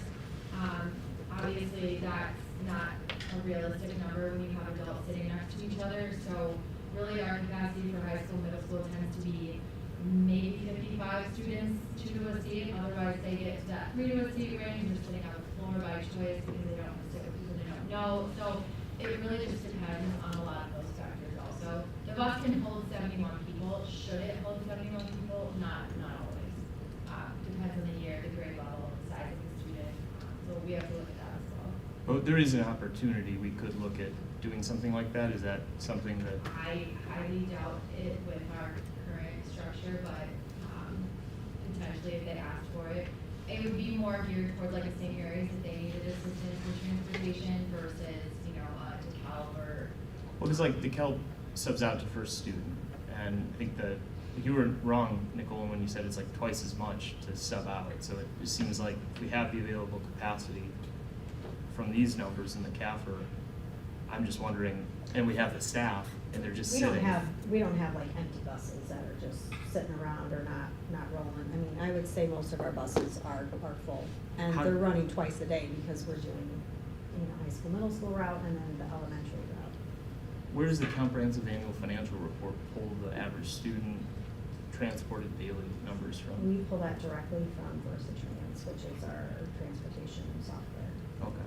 Do we know what it's gonna look like for this year? Is it gonna be close to 1,508 again, like that big drop? I have Because again, no it's like a idea. 50% drop from every other year. Yeah, we It's so don't big. do the transportation report until August. It's not due to the state until August. Okay. Thanks, that's all I got. Maybe a priority for the board. Okay, the next department that we want to talk about is our learning and teaching department. So this is where all the curriculum materials derive from. So actually going to talk about math tonight for K-8. So we've been piloting a new math curriculum this year, so looking to implement it for next year. You will see most of that budget is going to come out of the instructional technology budget and not the learning and teaching budget because it is an online tool. Then looking forward to our ELA curriculum for K-12, looking to pilot that next school year with an implementation year of FY27. So we'll see an expense for that in 27. And then also the two areas that we look at are social studies and science. We don't have years for those yet, but just to keep that on everyone's horizon. So then on the technology side, technology is twofold, so it includes our instructional technology and then also our network side. So from an instructional tech standpoint, we have a student Chromebook rotation that we work closely with Mrs. Valentine, she's back there. So for next school year, we're looking at getting new Chromebooks for our 5th graders and our 9th graders. And then we rotate those Chromebooks to other classes. Also, we're looking at purchasing a new MTSS software, which is our data warehouse for student data. And then also, like I just mentioned, our math curriculum. So it is a web-based curriculum, so that's coming out of the instructional tech budget and not the learning and teaching budget. We currently have approximately 55 yearly maintenance agreements with different vendors, so that would be like our different curriculum, our different online curriculum vendors that we use. On the network side, we also have maintenance agreements. That would be like our student information system, our financial software system, things of those natures. Phoebe does a really good job negotiating with all those vendors to try to get the best price. And so to try to keep those costs down each year, and then maybe sign multi-year contracts with some of those vendors to further reduce those costs.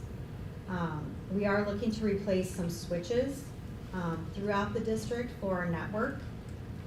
That is also reimbursable through a federal, it's a federal program, but it comes as a local revenue. It's called E-rate. So we're able to get a 50% reimbursement for purchasing those switches. So we're looking to do that next school year. What do you mean by switch? What is that? A switch for your network. Part of the network, okay. Mhm. I don't know Yeah. anything about network, so, okay. These web-based curriculums for math, are these AI-generated programs? Like what kind of web-based are we looking at? I don't Are know they that gonna be doing acronym, all so I'm their gonna work? look I at. don't know that acronym either, so Right. I don't think they are. Okay. But what we're talking about here more from math curriculum would be like the accompaniment to the program. They're written curricula, and I'll talk more about this in a moment if you have questions. But these would be like supplements to them. So some of our students, for example, can go on and do like self-paced activities, or they might take an assessment and it matches their what they're working on to kind of their skill level. So that's more kind of what I would believe that's speaking to. Yeah, and it's also like, so K-5, we're not looking at a digital resource, so you'll notice that's not listed as a budget item here.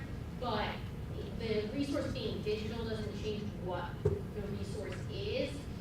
The positive to that is that if they make any changes to the textbook or anything like that, it's now web-based. They still have this virtual textbook that they can go take a look at for additional help. And sometimes it also offers even, I don't want to say better, but more opportunities for, like our high school math curriculum has on their homework problems tools where they can get extra help or see an example or watch a video. Some of those things wouldn't be possible with a paper pencil curriculum, but that's just why part of it is in this budget and part of it is in, I don't know what your budget's called, sorry. Learning and teaching budget. I know it's on the next slide, but it relates to technology. So year over year, it's about a 30% increase, 500,000. Is that a trend that we're looking at, or is that implementation of the new math curriculum that we're going to talk about? Or should we expect those increases to be similar year over year? No. So there's a couple different factors to that. One of them would be purchasing the switches. That's not something we necessarily do every year. Another piece that Nicole alluded to was that some of our contracts are a certain number of years. So, for example, the math curriculum that the high school is renewing, they purchased that 6 years ago. We get a significant discount for purchasing it in a 6-year increment.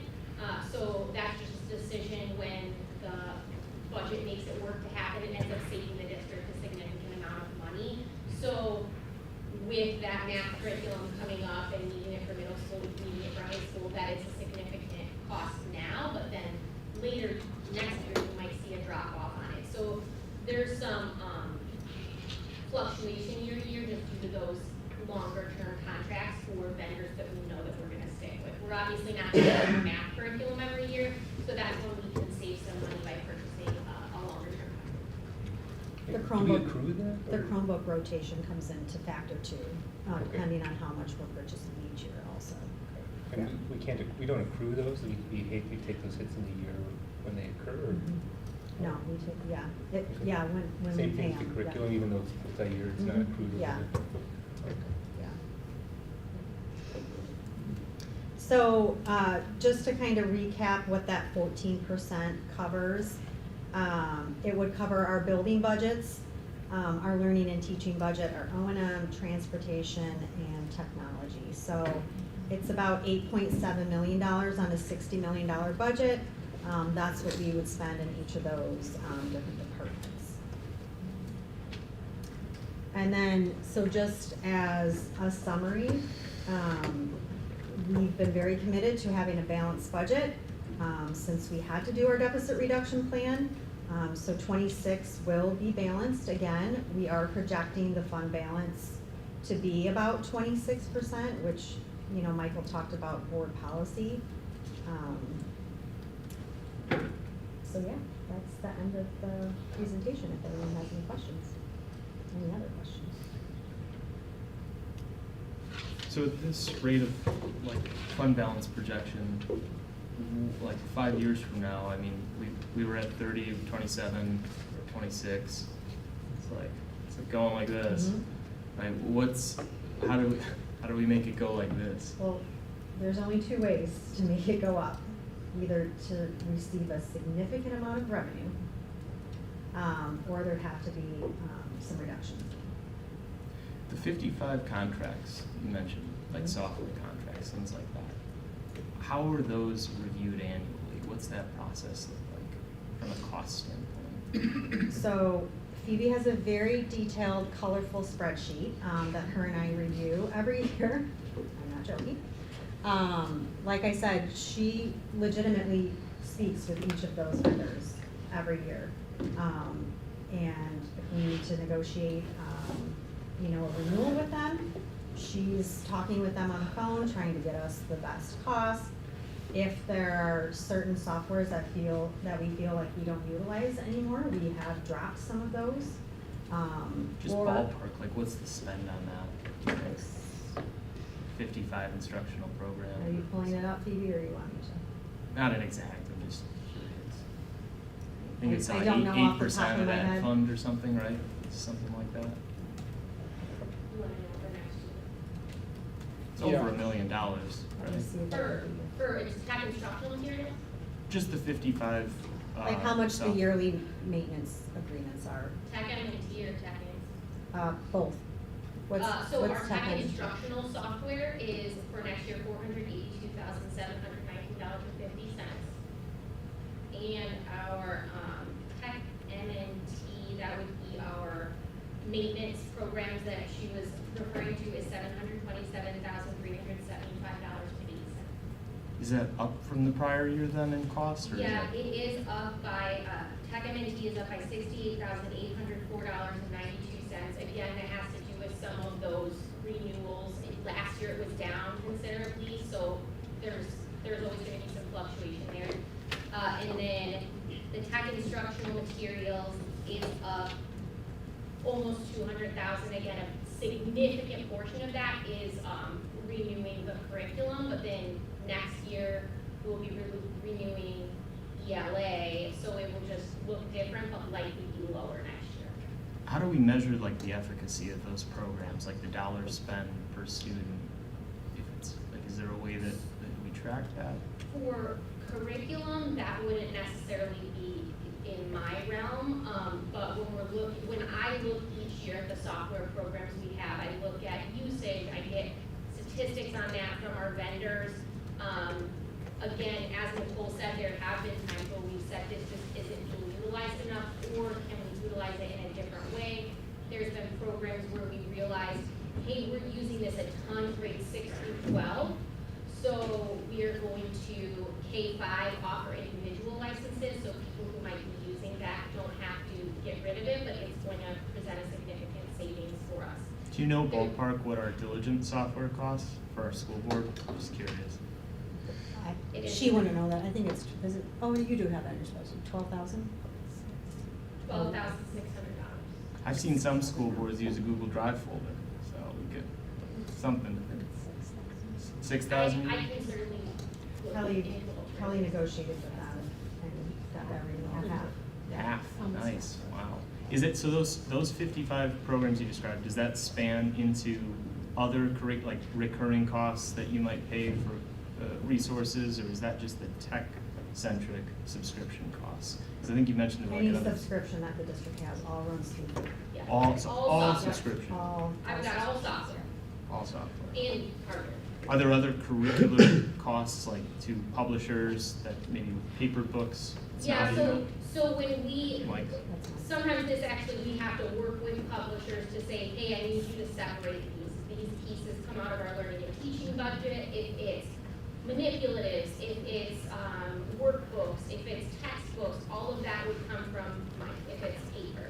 If it's a digital component in some sort of digital component, software component, that would come out of my budget. are those contracts up at the same time every year, different times throughout the year? So it all depends on that particular software, and again, some of them are maybe a couple of years, some of them might be, hey, we know we're gonna use this one, we're gonna do a 3-year commitment to save money, but they're gonna allow us to pay every year. Some of them, like the curriculum, might be an upfront payment. So like the ELA pilot that we're talking about, it's a 2-year pilot, right? 1-year pilot. That does that carry with it costs that you would see Phoebe, or is that just what Mike sees? Depends on what we pick. It all goes through, I mean, he has a committee that he's working with, they're looking at different resources. If it ends up that they go with, that after the committee spends time piloting it, they do a lot of work on that end. But once they've made a selection, if it has digital components, it would come out of my budget. If it has paper components, it would come out of Mike's budget. And then just last thing, sorry, utilization. Do we have a way to track the utilization of those software programs? It depends on which software, but yes, and I do go through those reports with our vendors to make those decisions every year, on whether it's going to be worth the cost. They have all different costs per student.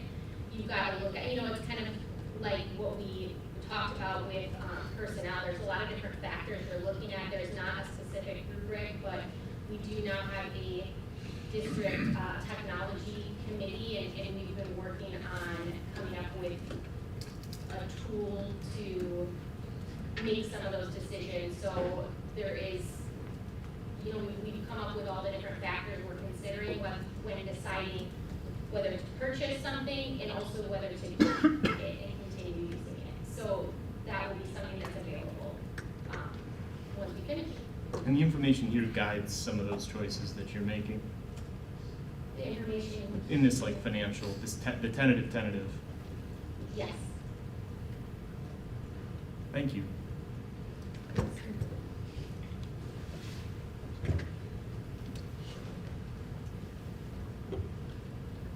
Okay, that concludes the first part of the superintendent's report. Just a quick thing, I'm just gonna make a motion. Second part, actually. To refer the proposals and recommendations presented upon the Business Services Committee, require that no recommendations or proposals be acted on until the committee reviews them and the full board approves. So moved. Seconded. Is there any discussion from the board? All in favor? Aye.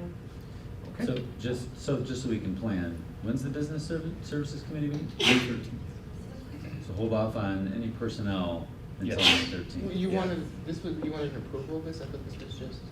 This is, well, either approval, direction, support, yeah. If we need to wait until May 13th, so the finance, facility, and board will give us direction on this? I mean, there's no recommended action on this, so what? Well, the board doesn't approve until employment. Sure. So, in the past, what we've done is kind of explain what we're recommending to do, get some direction from the board. Things are changing, I get that.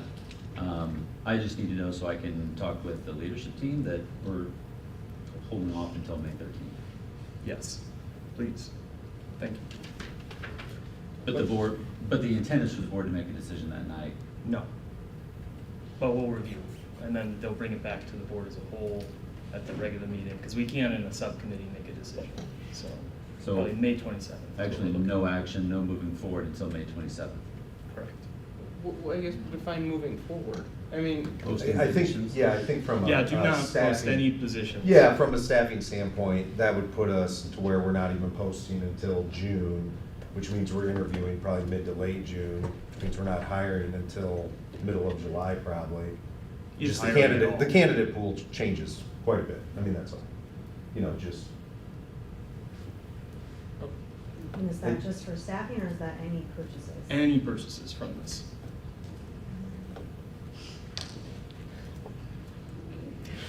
All right, the next item on the agenda is board reports. FOIA report, any comments?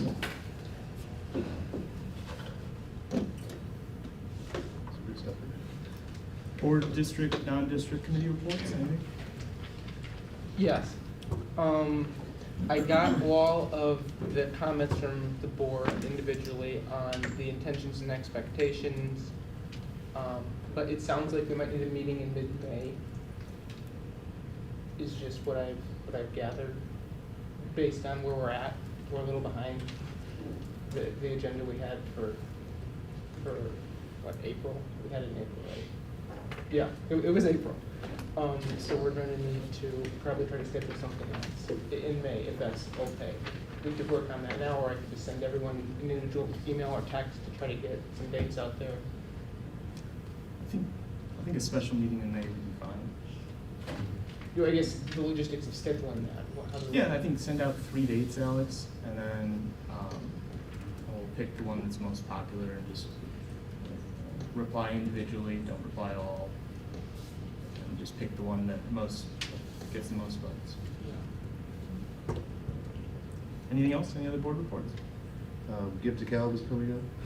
It's ongoing. And North Grove School Association is part of the organization that's part of that. So if you are participating, if you are donating, consider North Grove School Association. That's the schoolhouse that we have here in our community. If you ever want to come visit it, just let me know. I can set up a meeting and we can do a tour.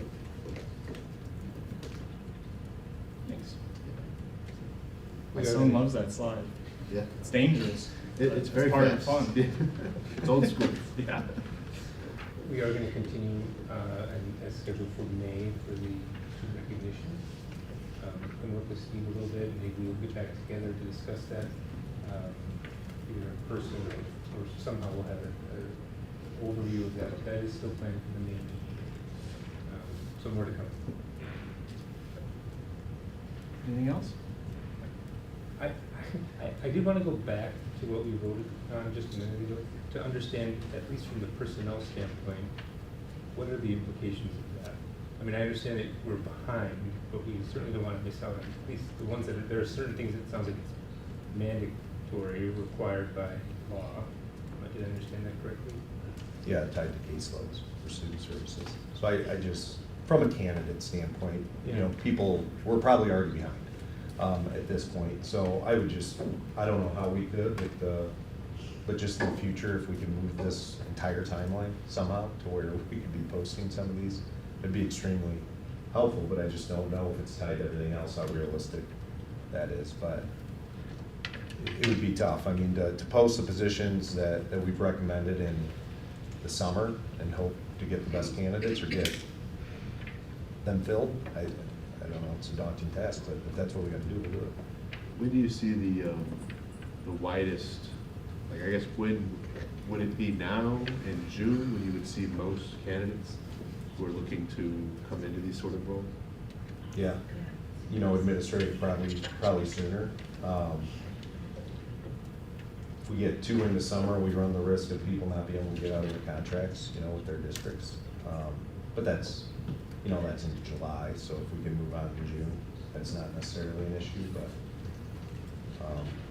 yeah, it's this time or a month ago,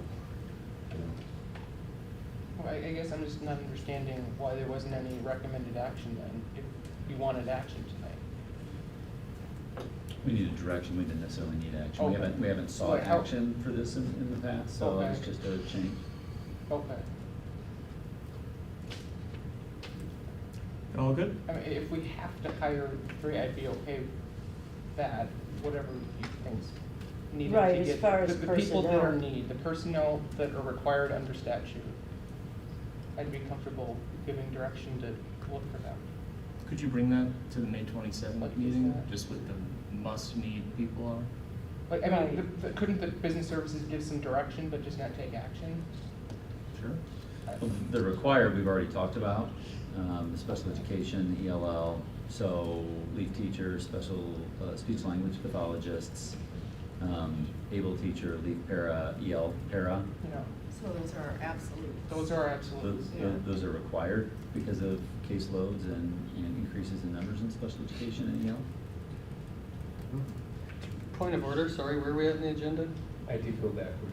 Okay, are we, can move that's back fine, to we good the, with that? I previous. don't know, I might have jumped in. Is there a motion on the table from the board on this at all? For what?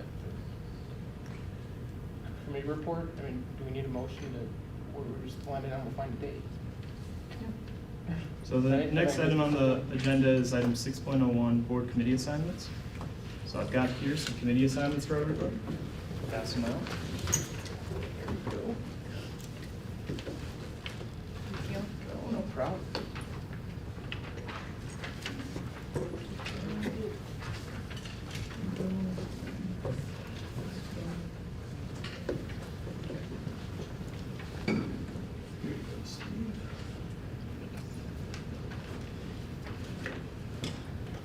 So for the TBD, we'll see how those inaugural subcommittee meetings go, and then I think the ideal outcome would be that we can vet applicants from the community at large and pick 2 to sit on business service, 2 to sit on teaching and learning, 1 to sit on parent-teacher advisory, 1 to sit on behavioral intervention, at a time to be determined. But I'd like to be able to coordinate with the individual committee chairs to discuss what that process looks like. Board policy 2150 talks about the appointment process, so I want to make sure that we recognize that. But I think there's going to be a great opportunity with these subcommittees to bring in just general stakeholders to sit and review. So if you guys have questions, let me know. Love to coordinate with you all on your respective committees, so just reach out if you have individually any questions.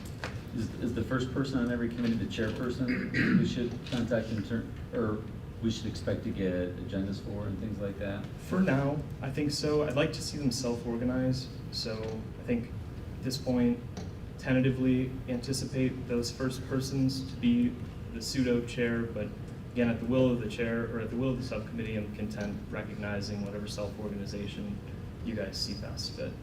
Yeah, for PTA and behavioral intervention, if you have anything, happy to talk further about that. I know we were talking about possibly having somebody else chair those, just given that. Yeah, just when you're ready, get an agenda, whatever you need. So with the PTAC and behavior interventions, will there just be 1 appointee? I guess it's inherently the parent-teacher advisory, so I feel like we at least need 2, 1 parent, 1 teacher. So that was a question too, and I think that we were weighing a town hall option. Behavioral intervention can get wrapped into PTAC, so I think there may be some opportunity there to have even a more community-centric parent-teacher advisory committee, where maybe the formality of it is looser. I know we're still waiting on legal guidance for how PTAC operates and how behavioral intervention operates. So for now, I think structuring it this open-ended way is fine, but by no means is this a confining set of appointments. We can add more people. It's again, not lost on the parent-teacher, that's 2 appointees. So definitely something to look at. And how behavioral intervention works with parent-teacher advisory, those are the dots that hopefully we'll get some clarification on soon. Other questions on board committee assignments? All right, so the next item on the agenda is approval of elementary math resource adoption. I'm going to turn this over. Well, actually, this is presented in memo. This is a little bit different. So we have a presentation for this. I discussed it with Mr. DeVito. Felt like a memo would be sufficient, so that's in the board packet. We're recommending Bridges, math curriculum K. Mike, correct me if I'm wrong. Correct me if I misstep. 2-year process. Lots of teacher involvement and feedback. So teachers voted on it, and we support that recommendation based on the work. One of the additional pieces is that this curriculum, we think, will allow us to provide advanced math instruction to our students a little bit differently than we have. We've done Walk to Learn. It's pretty disruptive to scheduling. It ties all of the buildings together to some extent in terms of scheduling. So we think this curriculum can help us avoid doing that, to free up scheduling a little bit in some of those confines. We're already starting to hear, and I don't want to put words in Mr. Rice's mouth, I'll let him take over here in a second, but we're already starting to hear from some teachers and from some parents that they feel like their advanced math students are maybe falling a little bit behind in classes where Bridges has been piloted. Do I have that right? To an extent, yeah. Yeah. So I think there's a real opportunity to do that as well. But if there are questions, Mr. Rice and maybe some of the staff here are better able to answer those than I am. Any questions about the math curriculum adoption? Are these fees recurring annually, or once you pay the $16.50 per kit, you get the kit? There's a kit cost up front, and then there would be replacing workbooks throughout the course, so it would be much less than this. It's not in that because I think the majority of our staff will end up using the workbooks, but year 1 of the adoption, I just want to kind of get from them what works, what doesn't work before we commit to anything long-term with the company.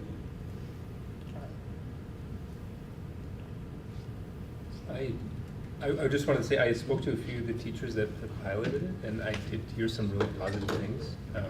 So really great things, actually. Our staff rocked it. I mean, Lisa Winters is here. I can't take credit for any of this. I think like my job is to empower staff, and they have rocked this. What they've been able to do in their classroom is amazing. I mean, I can speak from a bit of experience only because my son piloted it, but his words to me were, if we don't do this next year, he wants to move. Like, I didn't make this choice, so our staff chose this, but that was kind of nice to hear from him, just to know that our students are even enjoying it. So our staff, there's going to be a challenge, of course. It's a new thing. There'll be some hiccups, but I think our staff is excited, our students are excited, and I'm excited. Yeah, there was a 10-year teacher who's been around some time, said, I've never thought to teach math this way, and I'll never do it any differently. So that was said a lot to me. I thought that was really, really nice. A question, that was a new topic about the higher achievers, potentially. Is it built within Bridges, or are there options for, how do we adjust if that ends up being the So case? this, I think, this is a bigger conversation than Bridges, just so everybody knows the walk to learn piece. They don't hinge on each other. I think walk to learn is it's more feasible now to maybe look at that structure because we have such a high quality resource like Bridges, but it's not like we have to have one to do the other.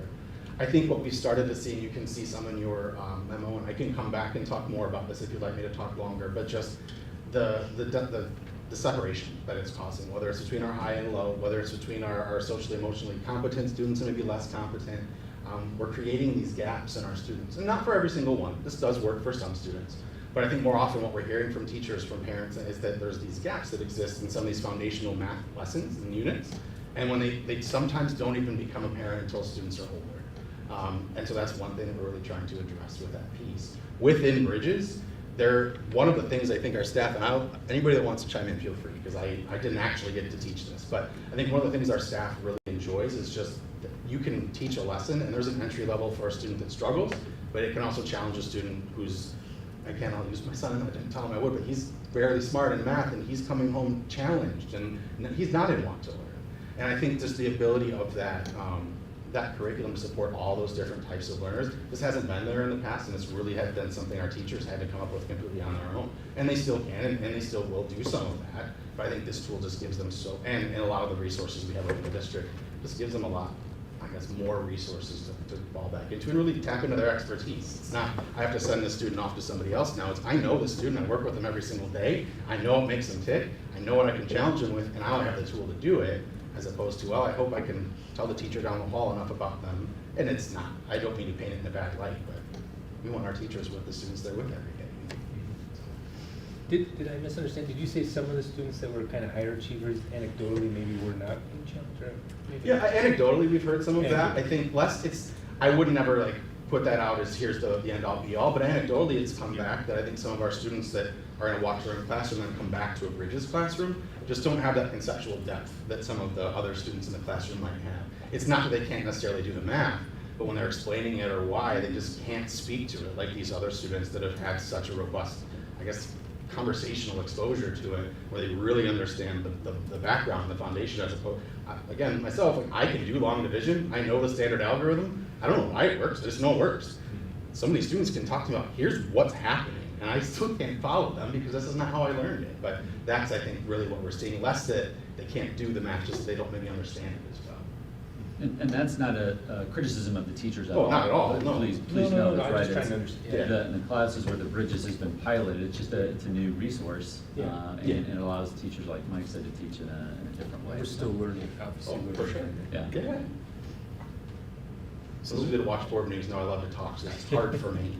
So if you ever want me back, I'll come. Is there a motion to approve the curriculum as proposed? I just had a couple other questions. Again. Is it okay? Yeah.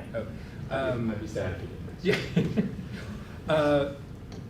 Where was I gonna ask? Oh, so how do we implement? I'm just curious on how we implement this since we have you here. Yeah. As far as training goes, is it the teachers that have piloted become the experts, or do people from kind of Bridges come everything. in? So Lisa, feel free to jump in if I miss anything. But I think that was a huge part of, we had a really robust pilot. This was one of the strongest pilots I've ever been a part of. We had, I would say probably more than 20 just in Bridges.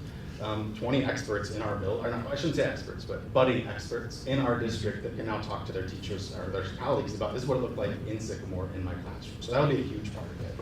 But we'll also bring in training from the publishers. throughout the year. We've got plans already for August, September, and October, and there'll be things that extend beyond that. But what we talk to our staff about a lot too is grace. I mean, this is the very first year that we're doing this. The first goal of the new curriculum is fidelity, and you can't do that day one. You're gonna go through it, you're gonna make some mistakes, you're gonna decide something wrong or spend an extra day, and that's okay. We have to work towards that idea of fidelity. So that'll be the major focus of what we're working on, is how do we do this? How do we teach it the way we're supposed to? Especially, this is a bit of a shift from what we have done. We taught Eureka in the past, which I would say, and again, I'm not the expert, I'm not in the classroom every day, but it's a little bit more linear than what we have now. So that's just another change for our staff, is how do we support students in a more cyclical structure when we're used to having it more linear? And honestly, I think some of our systems are set up for that, for students to hit a problem and then we come in and support, hit a problem, come in and support. We're gonna have to think about that a little bit differently. So a lot of PD around it, but also just some knowing that we're gonna be learning a little bit as we go too. Something too that I want you to know is that on our March 21st SIP day, I spent a lot of time prior to that SIP day in classrooms that were piloting bridges and videotaping our own teachers in action. And so when we came into those SIP days, our teachers broke out into grade level bands. We had a kindergarten through first grade session, a second and third grade session, as well as a fourth and fifth grade session. And within those sessions, our own teachers had opportunities to view their colleagues in action with this resource. The past 2 weeks and now moving forward, I've been providing coverage in teachers' classrooms that are interested in actually going into these Bridges pilot classrooms to observe in person. So I take over their classrooms so that they then have the ability to go in and actually see what this resource looks like here in Sycamore with our students. And that's been really helpful. Yeah, I understand there's a little bit more prep, maybe on a daily basis. And especially, I think, just for that first time through. Okay. You know, we've had Eureka for quite some time, so teachers are used to it, they know what to expect. Bridges is, I think it's fair to say it's got more preparation than I think a Eureka lesson does, but some of that will come with time also, after you go through it that first year and kind of get it under your belt and kind of know what to expect. So, yeah, but I do think it's fair to say that even after that first year, probably a little more time goes into the Bridges lessons. Not a ton, but more. I know I'm going to participate in the teaching and learning committee, which I'm excited about, and I think it'll be really great to go through these journeys as a committee with you all the work that you do. Yeah. Is there any concern, and this maybe we'll talk about this Sure. later, but so if we're going to implement Bridges, potentially, assuming likely, if you're implementing Bridges and you happen to be one of those pilots for the ELA next year, is that a concern? Or It is, yes. So we do give choice to that. So we actually talked as the ELA committee, as a group, just is this even something we're ready to take on? I think, and again, this is a little more history than you probably need to know right now, but so I'm gonna share it. Before I even came on in this role, our ELA was up for review, but that was right when COVID hit. So it's kind of been delayed. Then I started looking at the process, but it wasn't too shortly after that then that kind of the landscape shifted around what literacy instruction should look like. We have used Lucy Calkins for a really long time, and that's kind of like this right now with a lot of people. And Illinois has got its new literacy plan. And so we want to take the good from that, from what we've been doing, follow the literacy plan and kind of move forward. So that's coming, but I think so many of our teachers have been exposed to that, like, I know better, I want to do better, that they're already trying things. And so some of those teachers really want to pilot. And I'm not going to stand in their way. I want to support them, I want to make sure that they know, like, this is a lot, but who am I if they want to do that to tell them no. So I think that's good on them. They've been really working. Again, that's another committee I help facilitate, but I cannot take credit for any of that work. That's our instructional coaches at both the K-5 and 6-12 level, and all those teachers that push so hard because they care so much. That's great. Yeah. Well, I'll just say that I've not been through a pilot and a review in this regard before, but I'm quite impressed by how overwhelmingly positive. I assumed that I'd come across somebody who was like, I don't know. And that might be out there, I'm not saying they're not. Sure they are, but right? I was quite impressed by how positively it was received. So were we. And nothing's perfect, but this was darn close. I think we do approve the pilot, or this, whatever I have to say. Sounds great. Is there a second? Moved and seconded. Any board discussion? I think just to an added point to what Alan said earlier about teaching and learning, I think there's gonna be a real great opportunity to be able to sing the praises of these kind of pilot successes with that public committee. And I think even a post-reporting of how it's being rolled out to the general student body outside of the pilot is gonna be really useful. So I commend you, Mike, for the work you've done and put in this, and your team. Yeah. So it's and the memo is very thoughtfully put together. So thank you. And I do understand the nuance of this because I don't believe our board has approved a pilot in many decades. So this is exciting. We're really branching out. There's a motion. There's a second. All in favor? Aye. All right. This is part of the budget, right? So I just want to make sure that I'm clear. Can we move forward with the purchase plan and the PD? Everybody okay with that? Wasn't this FY 25 or is this 26? This falls under 26? 26. Then yeah. I think Cole, or do we have a second? What was the motion, Kelly? That Cole made? Yeah, it was to approve the curriculum. Your motion was to approve the curriculum as proposed. Okay. We can make another motion for the financial Just to make implication if that sure, helps. I move to purchase the curriculum as presented. Is there a second? Second. Any discussion? All you. Who was the second? Okay, I Beth would was the like to second. bring up that the teachers that are most needed, we should probably enter those into a motion to go forward with posting those Yeah, it's probably teachers not that. germane to this motion, but we can talk about that, yeah. Yeah. So any other discussion related to this motion? All right, all in favor? Aye. All right. So I want to motion that we Well, would Can we post wait till we get through the rest of the agenda and then we can Okay. talk about it? So, All right. Thank so- you. Thank you, Mike, yes. Thank you. So the next item on the agenda is the approval of the 2025-2026 student handbooks. I'll just host a motion, a second, and then we'll have some discussion about it. So is there a motion to approve the 2025-2026 student handbooks? So moved. Second. Moved and seconded. All right, is there any discussion? Personally prepared to vote on this tonight just because I have an outstanding question about the SMS handbook, and I really would have liked to see PTAC review the behavioral procedures as outlined under policy. But if that's absolutely not feasible, I guess is it feasible at all to try to expedite some sort of PTAC-like meeting? I don't know if PTAC is gonna be in a position to make any recommendations, because one, it's never met, two, it's not, the formation of that committee is not yet flushed out fully, we're still waiting for some guidance on legal. I think moving forward at this stage might be the best course of action, since these have been reviewed, a lot of the updates have already been explained, and we need them to move forward. I think the parents are gonna be better served, the students are gonna be better served if we move forward with approving them now, and then reviewing them later on after we've gotten PTAC established. What's your question specifically about the behavioral section of the handbook? Well, the one specific in the SMS is the cell phone usage. Oh, yeah. What you're talking about, yeah. Is that, I guess, do we have an SMS, at least assistant principal here, is the current practice that the phones are, oh. Okay. Okay, speak louder. So is the current practice that the students have their phones in the locker for the duration of the school day? That is correct, Okay. yes. Yeah, that's what it is here, we put it in this year. Okay. Yep. Sorry, old, sorry. So that's a new addition to the handbook? No, that's been in place for a couple of years. That's been in place for a couple of years. I just wanted to add that we're also dealing with a time constraint, so that we probably should go forward and approve them, and then if updates needed later. But it sounds like nothing's being changed anyway, so. There were some changes being made, but those were explained. Yeah.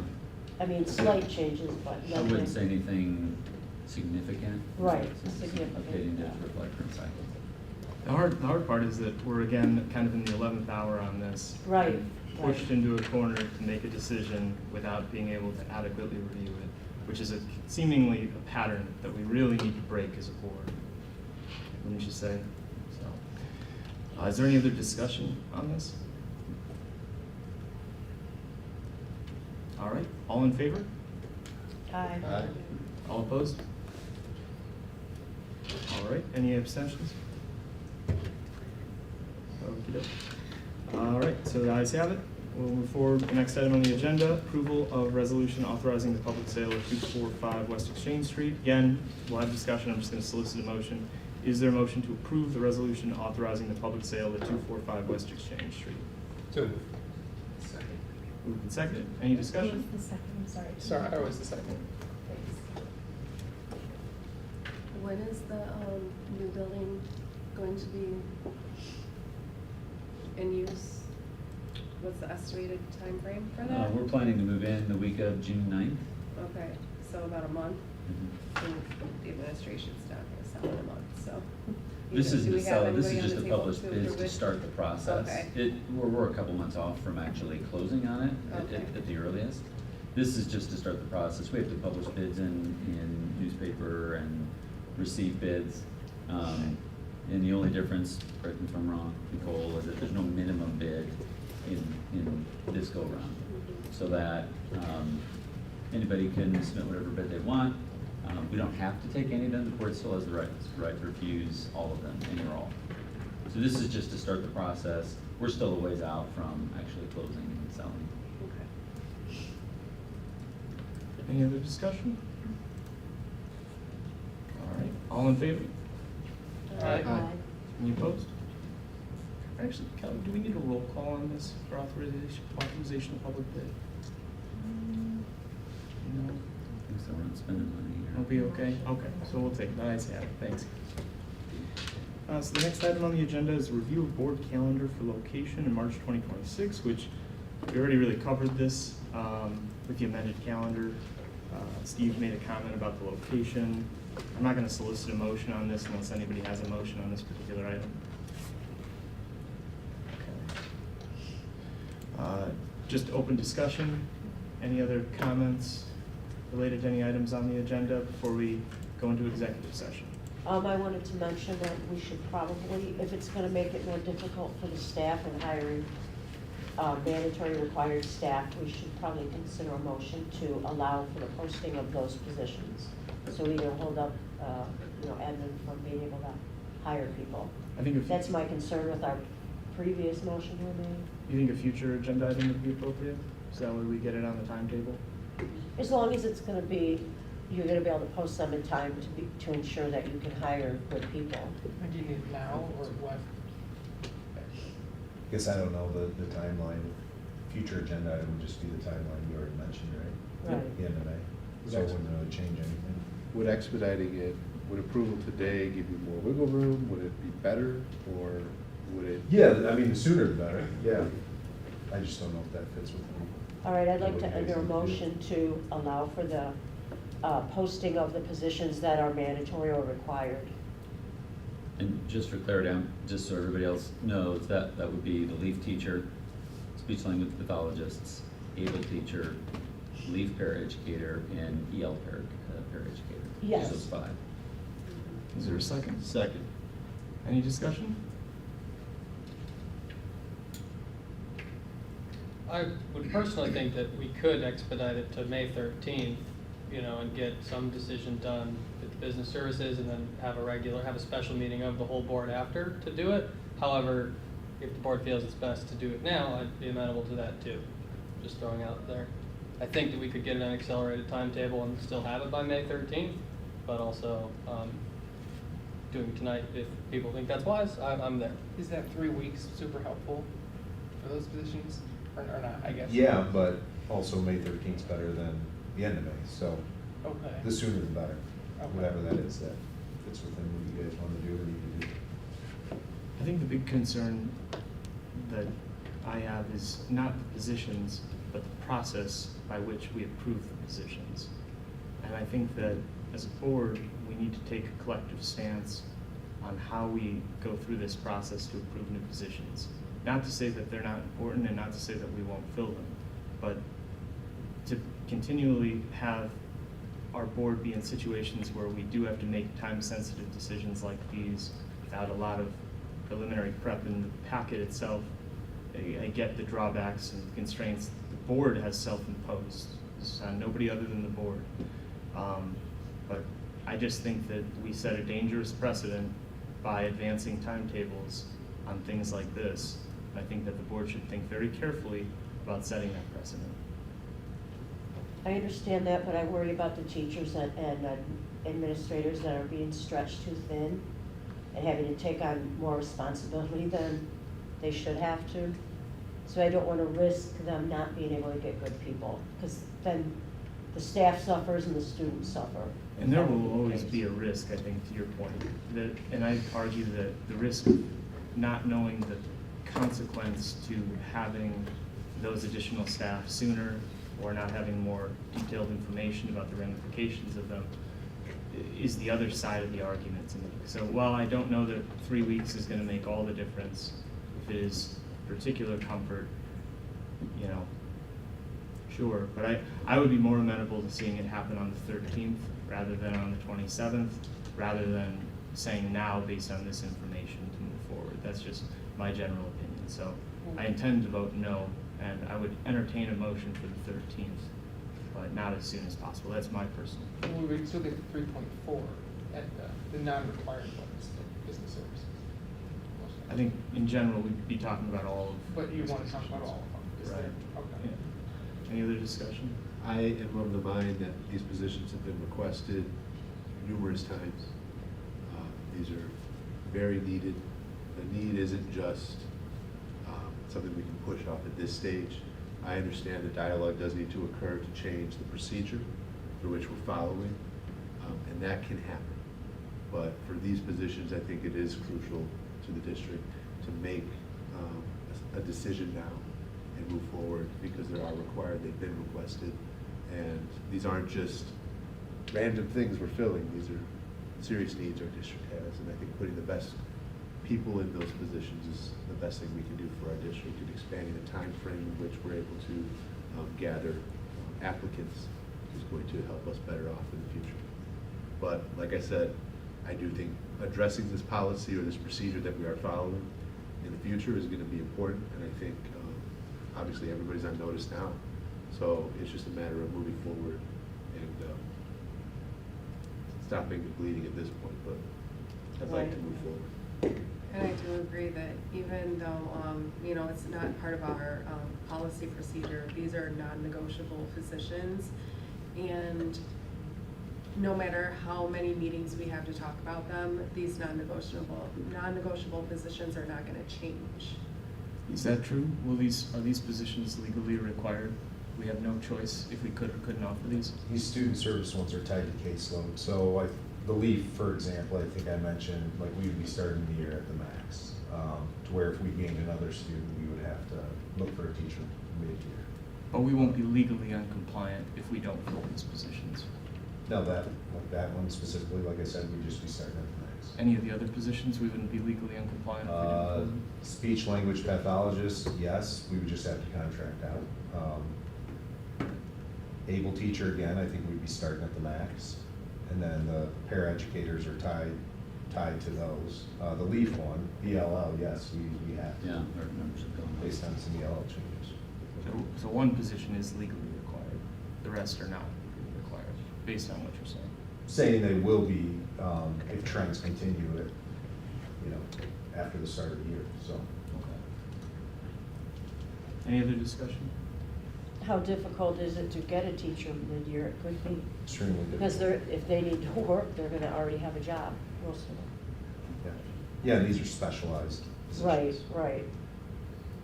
How long is the hiring process? Is it typically?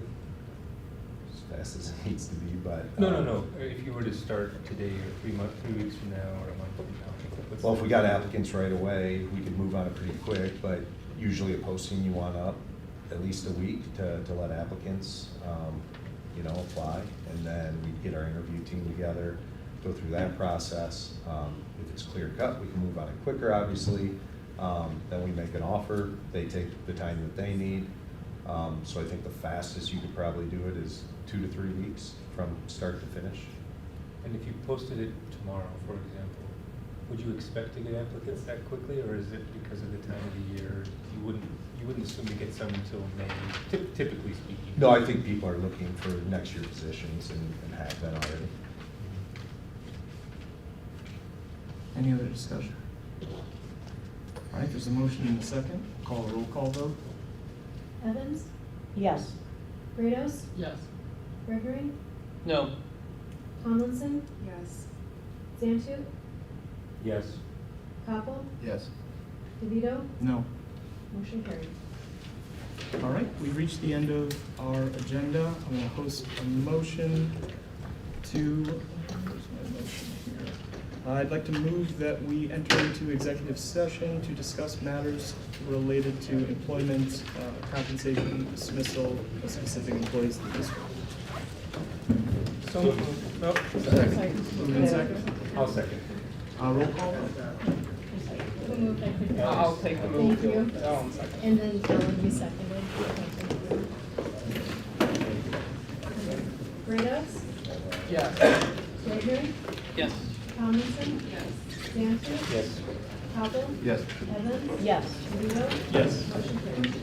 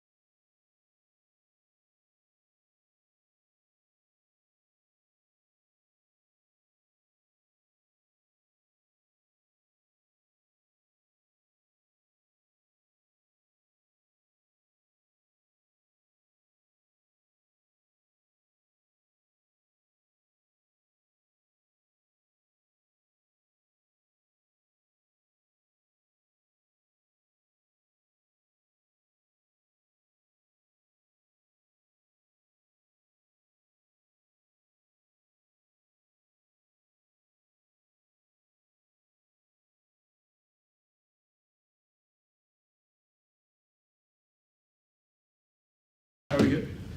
All right, we're now in open session. We've reached the end of our agenda. This meeting stands adjourned. All right. All right.